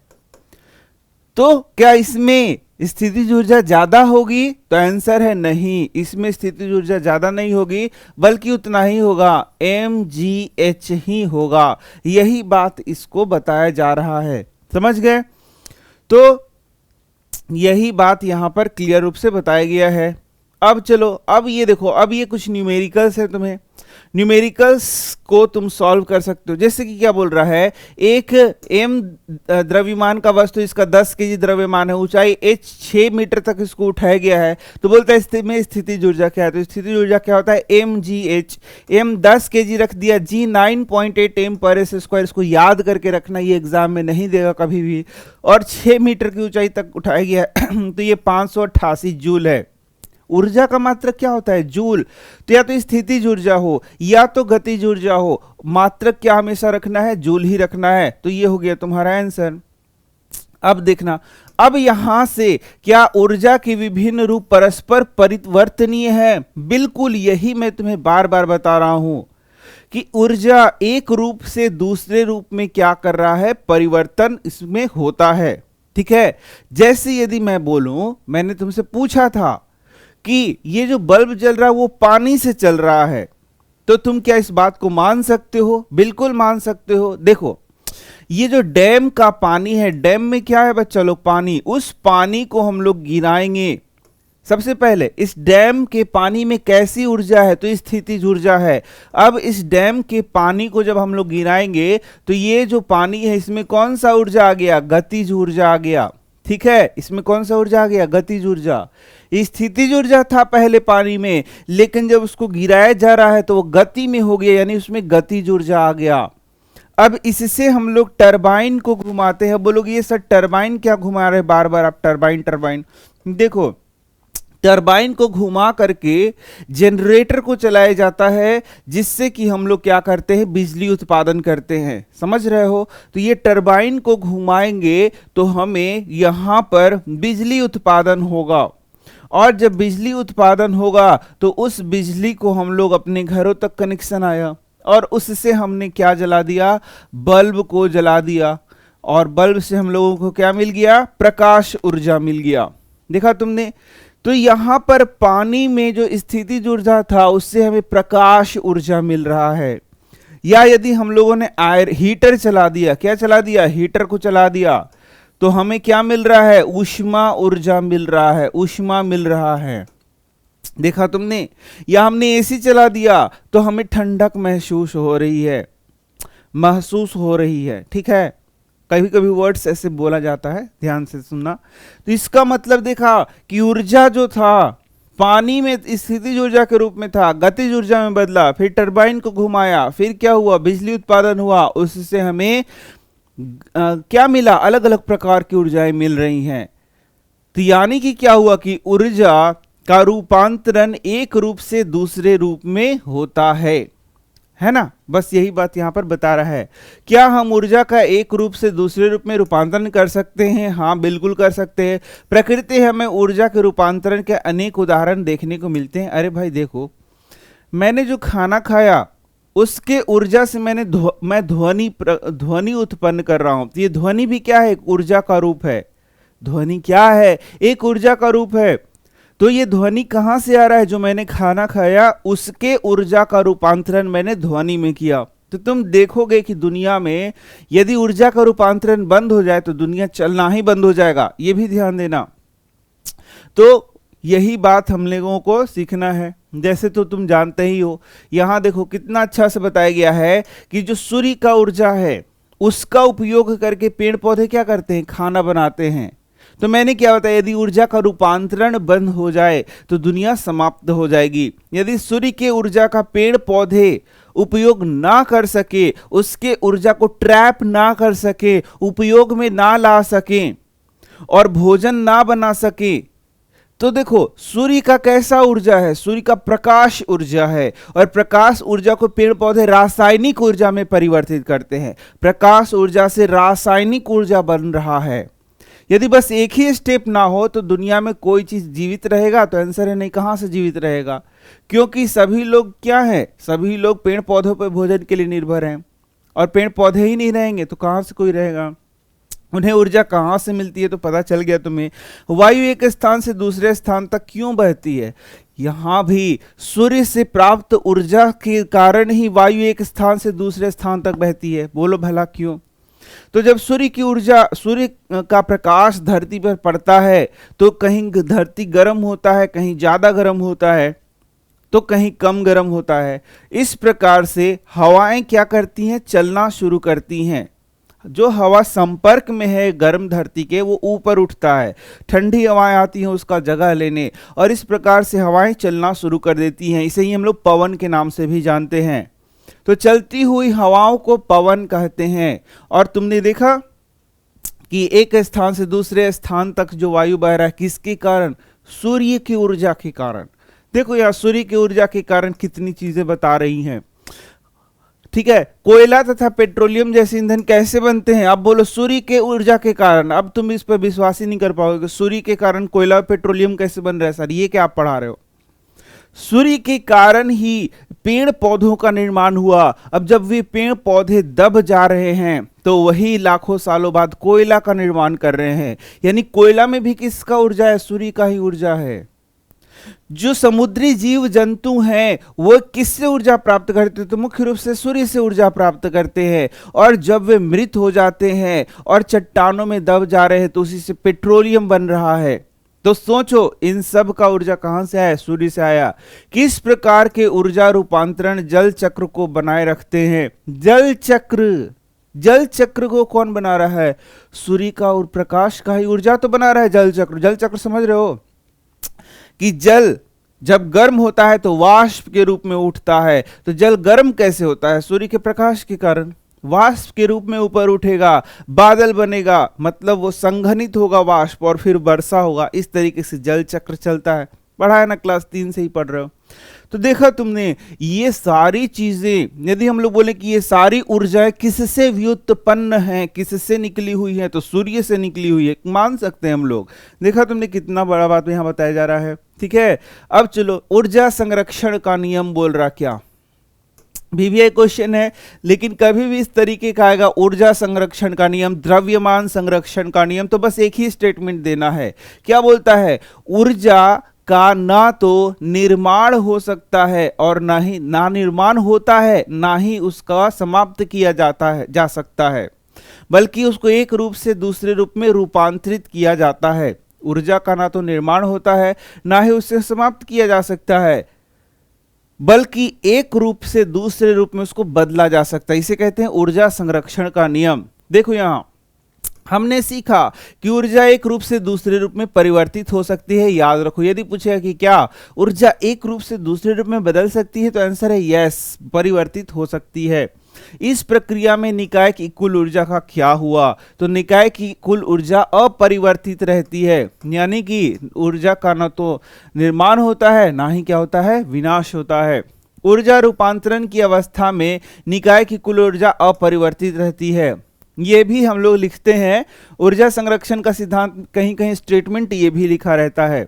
यह ऊर्जा संरक्षण के नियमानुसार है। इस नियम के अनुसार क्या बोल रहा है, ऊर्जा केवल एक रूप से दूसरे रूप में रूपांतरित हो सकता है, न तो इसकी उत्पत्ति की जा सकती है और न ही विनाश।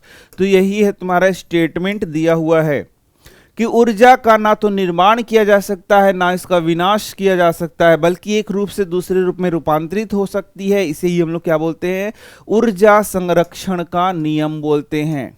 समझ गए? यानी कि यदि तुम्हें कहीं ऊर्जा चाहिए तो उसके लिए ऊर्जा खर्चा करना पड़ेगा। याद रखो, यदि तुम कम ऊर्जा खर्चा करोगे तो तुम्हें कम चीजें मिलेंगी, यदि ज्यादा ऊर्जा खर्चा करोगे तो ज्यादा चीज मिलेगा। यह भी एक सिंपल सा बात है। जैसे कि ये ऊर्जा संरक्षण का सिद्धांत हमारे जीवन पर भी काफी लागू होता है। देखना, एक बच्चा दिन रात मेहनत कर रहा है, यानी कि बहुत उसने अपना ऊर्जा खर्च किया, तो उसको रिजल्ट क्या आएगा, अच्छा आएगा। और एक बच्चा कुछ भी पढ़ाई नहीं करता, तो यानी कि ऊर्जा उसने कम खर्चा किया, तो रिजल्ट भी क्या आएगा, कम अच्छा आएगा। यही बात यहां पर कहा जा रहा है। समझ गए? रूपांतरण के पहले वह रूपांतरण के पश्चात कुल ऊर्जा सदैव अचर रहती। यही बोल रहा है कि रूपांतरण के पहले, जैसे मैंने एक रोटी खाया तो उतना ही, मतलब मैं 10 मिनट बोल सकता हूं, उससे जो एनर्जी मिला मुझसे। अब मैंने 5 रोटी खाया तो मैं 50 मिनट बोल सकता हूं। समझ रहे हो ना? अरे बहुत सिंपल सा चीज है, तुम एकदम आसानी से समझ सकते हो कि भाई जैसे कि मान लो एक छोटा सा सेल है, बैटरी जानते हो ना, छोटा सा सेल जिसको बोलते हैं, उसको यदि टॉर्च में लगाओगे तो वो क्या करेगा, उतना रोशनी देगा। और उस प्रकार से 2 सेल लगाओगे तो ज्यादा रोशनी देगा, 3 लगाओगे तो और ज्यादा रोशनी देगा। ठीक है, बल्ब उस प्रकार का होना चाहिए, नहीं तो बल्ब उड़ जाएगा। समझ रहे हो ना? तो यही बोल रहा है, जितना लगाया जाएगा ऊर्जा, उतना ही ऊर्जा का रूपांतरण भी होगा। अच्छा, इस सब तुमको उदाहरण नहीं समझ में आएगा, अब अच्छा वाला उदाहरण मैं दे रहा हूं। जैसे कि 1 लीटर पेट्रोल भराया अपने बाइक में तो 40 किलोमीटर चल रहा है, या 50 किलोमीटर मान के चलो। तुम बोलोगे सर मेरा 50 का माइलेज देता है, तो 1 लीटर में कितना चलेगा, 50 किलोमीटर गाड़ी चलेगा। यानी ऊर्जा जो 1 लीटर में था वो 50 किलोमीटर गाड़ी को ले जाएगा। अब 2 लीटर डाल दिया तो 100 किलोमीटर ले जाएगा, 3 लीटर डाल दिया तो 150 किलोमीटर चलेगा।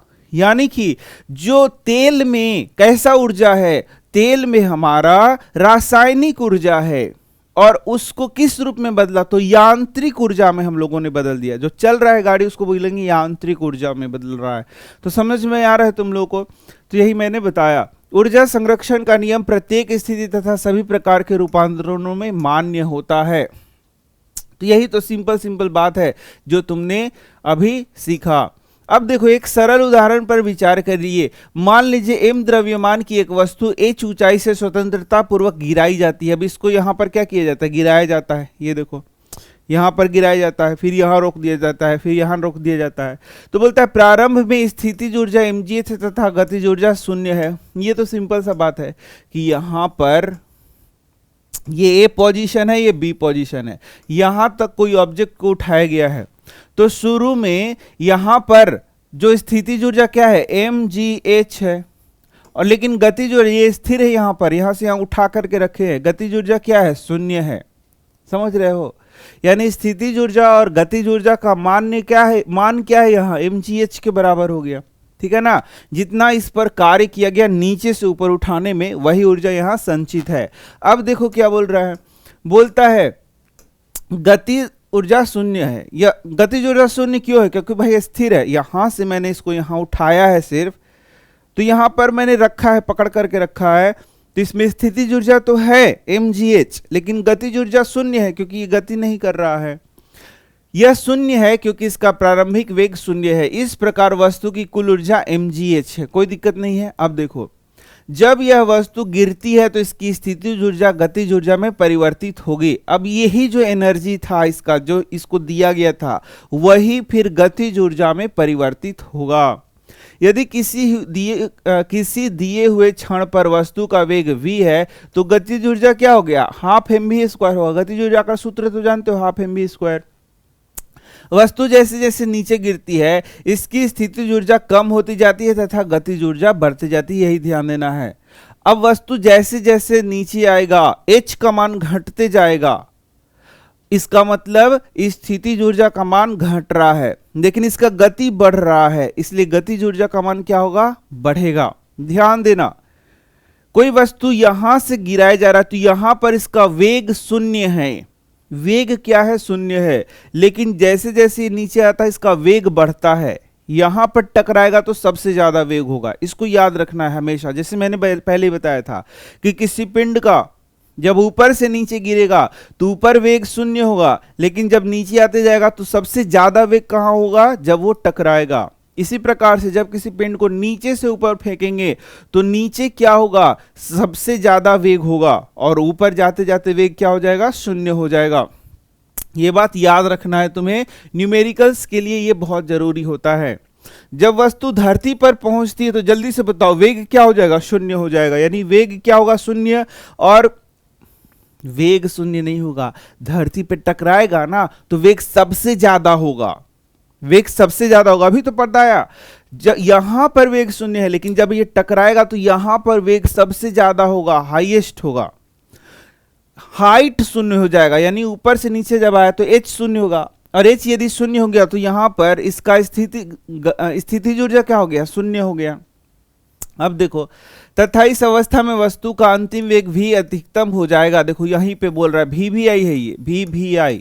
यदि तुम्हें ये पूरा नहीं समझ में आ रहा है तब भी दो तीन चीज याद रखना है खोपड़ा में हमेशा के लिए, यदि तुम्हें कुछ न्यूमेरिकल बनाना है तब। या फिर ऑब्जेक्टिव भी पूछ सकता है कि यदि पिंड को ऊपर से नीचे गिराया जा रहा है तो ऊपर का वेग क्या होगा, शून्य, लेकिन जब नीचे यहां गिरेगा तो अधिकतम वेग होगा, यहां सबसे ज्यादा वेग होगा। ठीक है, इसलिए अब गतिज ऊर्जा अधिकतम है। नीचे क्या है, गतिज ऊर्जा अधिकतम है, स्थितिज ऊर्जा शून्य है। ऊपर क्या है, स्थितिज ऊर्जा ज्यादा है और गतिज ऊर्जा शून्य है। ऊर्जा न्यूनतम होगा, तथापि सभी बिंदुओं पर वस्तु की स्थितिज ऊर्जा तथा गतिज ऊर्जा का योग समान रहता है। इसका मतलब अब यहां पे देखो दो ही स्थिति यहां बताया है, तो यहां पर mgh क्या हो गया, शून्य। mgh क्या हो गया, शून्य, और वही किस रूप में रूपांतरित हो गया, हाफ mv² में, हाफ mv² में। समझ गए, यानी यही जो ऊर्जा है वह इस रूप में रूपांतरित हो गया है, और दोनों का मान क्या होगा, हमेशा एक रहेगा। मतलब इन दोनों के मान में कोई परिवर्तन नहीं होगा। मतलब कि स्थितिज ऊर्जा और गतिज ऊर्जा का जो मान है, यहां भी स्थितिज ऊर्जा और गतिज ऊर्जा का उतना ही मान होगा। तो ये तो मैंने एक सिंपल बताया है, और बुक्स में तुम्हें देखोगे कि यहां पर या यहां पर किसी बिंदु पर या यहां पर उसको निकाल करके दिखाना होता है, तो वो यहाँ एनसीईआरटी में पढ़ाया नहीं है, इसलिए मैं यहाँ नहीं पढ़ा रहा हूं, बस सिंपल तुम्हें बता दे रहा हूं ऊर्जा कह के। इसका मतलब बोलता है कि स्थितिज ऊर्जा और गतिज ऊर्जा का मान क्या होता है, अचर होता है। mgh प्लस mv² क्या है, अचर है, यही यहां पर बता रहा है। किसी वस्तु की गतिज ऊर्जा तथा स्थितिज ऊर्जा का योग उसकी कुल यांत्रिक ऊर्जा है, इसे ही क्या कहते हैं, यांत्रिक ऊर्जा। यदि स्थितिज ऊर्जा और गतिज ऊर्जा को जोड़ा जाए उसे ही क्या बोलेंगे, उसका यांत्रिक ऊर्जा के नाम से जानते, ये भी याद रखना। हम देखते हैं कि किसी पिंड के मुक्त रूप से गिरते समय, अब कोई पिंड मुक्त रूप से गिरे, इसका क्या मतलब है कि गुरुत्वाकर्षण बल के कारण वो गिर रहा है, गुरुत्वाकर्षण के अधीन गिर रहा है, तब बोलेंगे कि मुक्त रूप से गिर रहा है। इसके पथ में किसी बिंदु पर स्थितिज ऊर्जा में जितनी कमी होगी गतिज ऊर्जा में उतनी ही वृद्धि हो जाती है। यानी कि जो स्थितिज ऊर्जा है वही परिवर्तित हो जा रहा है उसके गतिज ऊर्जा में। यहां पिंड की गति पर वायु प्रतिरोध का प्रभाव आदि की अपेक्षा की गई है। हाँ, ये तो बात सही है। चलो, इस प्रकार गुरुत्वीय स्थितिज ऊर्जा का गतिज ऊर्जा में निरंतर रूपांतरण होता है। तो ये क्या बोला, वही जो मैंने बताया कि जो स्थितिज ऊर्जा है लगातार गतिज ऊर्जा में बदल रहा है। समझ में आ रहा है? यानी यहाँ स्थितिज ऊर्जा था वही गतिज ऊर्जा में परिवर्तित हो रहा है। इसका मतलब ऊर्जा एक रूप से दूसरे रूप में क्या हो रहा है, रूपांतरित हो रहा है। यही यहाँ पर बता रहा है। चलो आगे देखो, यहां देखना, यदि प्रकृति में ऊर्जा रूपांतरण संभव नहीं होता तो क्या होता। मैंने बताया प्रकृति चलता ही नहीं। कैसे चलता, तुम ही बताओ। एक विचार के अनुसार ऊर्जा रूपांतरण के बिना जीवन संभव नहीं हो पाता। कैसे संभव हो पाता, तुम खुद सोचो कि कैसे संभव हो पाता। क्या आप इससे सहमत हैं? बिल्कुल सहमत हैं, क्योंकि हम खुद ही ये बात जानते हैं हम लोग। अब देखो, कार्य करने की दर, सबसे पहले हम लोगों ने कार्य पढ़ लिया, फिर ऊर्जा पढ़ लिया, अब पढ़ेंगे कार्य करने की दर क्या है। तो कार्य हम लोगों ने देखा क्या, W बराबर F गुना S हो गया कार्य। फिर ऊर्जा हमने देखा कि किसी पिंड में जो कार्य करने की क्षमता है उसको हम लोग क्या कहते हैं, कार्य करने की क्षमता को हम लोग क्या कहते हैं, ऊर्जा कहते हैं। और तीसरा है तुम्हारा दर, कार्य करने की दर को क्या कहते हैं, शक्ति। और पहला हम लोगों ने क्या सीख लिया, कार्य। तो तीन चीज हम लोग सीख रहे हैं। कार्य क्या होता है, कार्य करने की क्षमता को क्या कहते हैं, ऊर्जा। और कार्य करने की दर को क्या कहते हैं हम लोग, शक्ति। और दर का मतलब क्या होता है, कार्य बटा समय। दर कभी भी निकालना है तो तुम्हें बटा समय करना पड़ेगा। प्रति इकांक समय में किए गए कार्य को क्या कह सकते हैं, शक्ति कह सकते हैं। यानी W बटा टी को ही क्या कहेंगे, शक्ति कहेंगे। Work done per unit time. तो ये दर वाला क्वेश्चन मैंने कई बार तुम्हें बताया है। जैसे देखो यहां पर, यदि तुमने पहला चैप्टर पढ़ा है तो तुम्हें दर वाला क्वेश्चन याद होगा। पहला हम लोगों ने क्या पढ़ा था कि दूरी के दर को क्या कहते हैं, दूरी के दर को। तो दूरी के दर क्या हो गया, दूरी बटा टी। इसी को हम लोग क्या कहते हैं, चाल। इसको क्या कहते हैं, चाल। कि प्रति एकांक समय में तय की गई दूरी को क्या कहते हैं, चाल कहते हैं। इसी प्रकार से विस्थापन के दर को क्या कहते हैं, विस्थापन के दर को क्या कहते हैं, तो इसको क्या कहते हैं, वेग। याद करो कि प्रति एकांक समय में तय किए गए विस्थापन को हम लोग क्या कहते हैं, वेग। इसी प्रकार से बोल रहा है कार्य के दर को क्या कहते हैं। अच्छा, एक और मैंने पढ़ाया था, वेग में परिवर्तन के दर को क्या कहते हैं, यानी v माइनस यू। वेग में परिवर्तन क्या हो गया, v माइनस यू। के दर मतलब बटा टी बराबर इसको त्वरण कहते हैं। देखा तुमने, तो के दर वाला बहुत सारा क्वेश्चन मैंने तुम्हें पढ़ाया है। और यदि के दर आता है तो बटा टी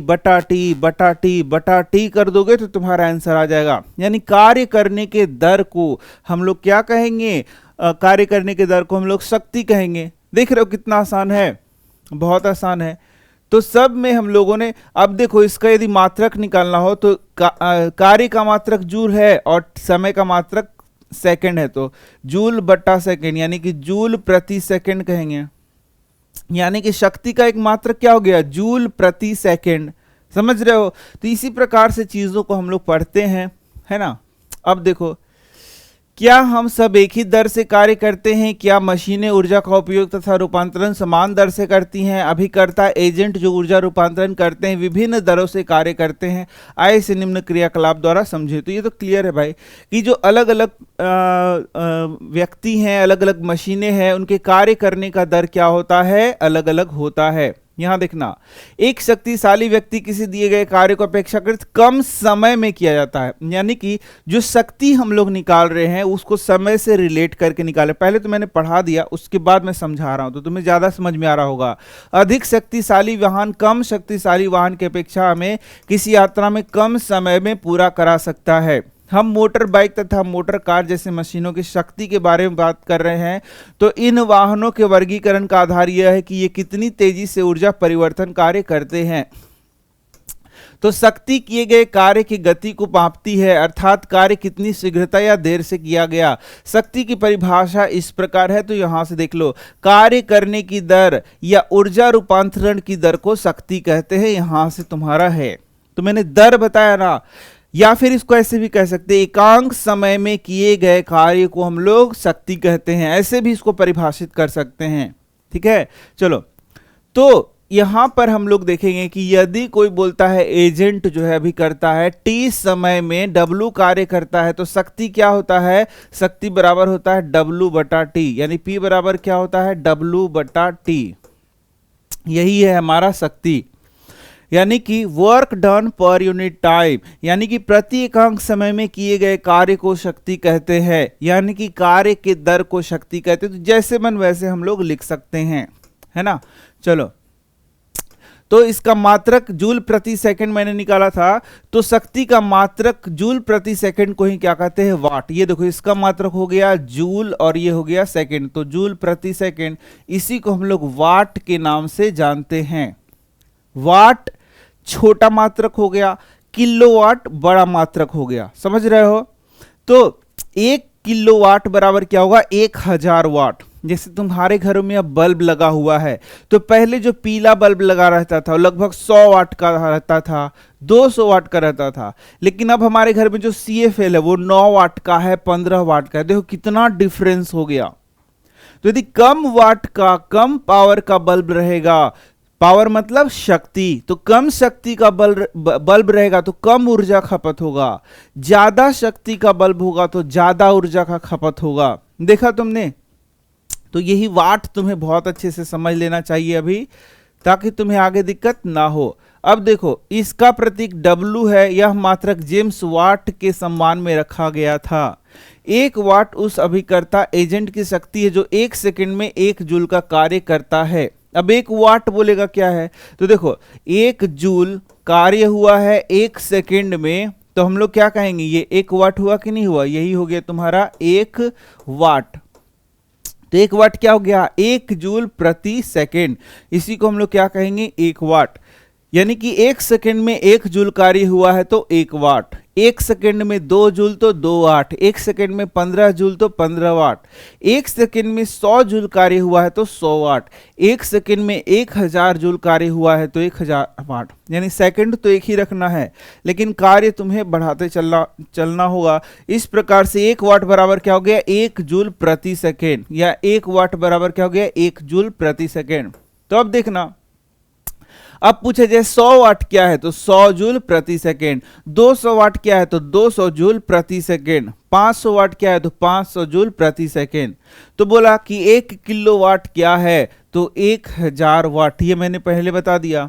यानी कि 1000 वाट कितना हुआ, तो 1000 जूल प्रति सेकेंड का काम होगा, मतलब 1 सेकेंड में 1000 जूल काम होगा, तो बोलेंगे 1000 वाट है। जैसे कि हमारे घर में जो AC रहता है वो 1000 वाट का हो सकता है, 1500 वाट का हो सकता है, 2000 वाट का हो सकता है, यानी वो बहुत ज्यादा पावर का होता है, समझ गए, वही यहां पर बोल रहा है। तो ये बहुत इंपॉर्टेंट है, तुम्हें याद रखना होगा। किसी अभिकर्ता एजेंट की शक्ति समय के साथ बदल सकती है। इसका अर्थ है कि अभिकर्ता विभिन्न समय अंतरालों में विभिन्न दरों से कार्य कर सकता है, इसलिए औसत शक्ति की अवधारणा लाभप्रद है। औसत शक्ति को हम कुल उपयोग की गई ऊर्जा कुल लिए गए समय से विभाजित करके कर सकते हैं, यानी कितना ऊर्जा का उपयोग किया गया कितना समय के लिए, यदि हम लोग इसको कैलकुलेट करें तो हमें ये आंसर मिल जाएगा। ठीक है, तो यही सब तुम्हें यहां पर पढ़ाया गया है ना। तो देखो, ये है हमारा नया बुक में बस इतना ही पढ़ाया गया है, ठीक है ना। तो पुराना जो बुक था उसमें बिजली बिल कैलकुलेट करने को बताया गया था, यहां पर नहीं बताया गया है, समझ रहे हो। तो यदि तुम्हें बिजली बिल कैलकुलेट करना सीखना है तो जो पुराना वीडियोस मैंने बनाया है उससे तुम देख सकते हो। मैं मिल रहा हूं तुमसे नेक्स्ट वीडियो में, धन्यवाद।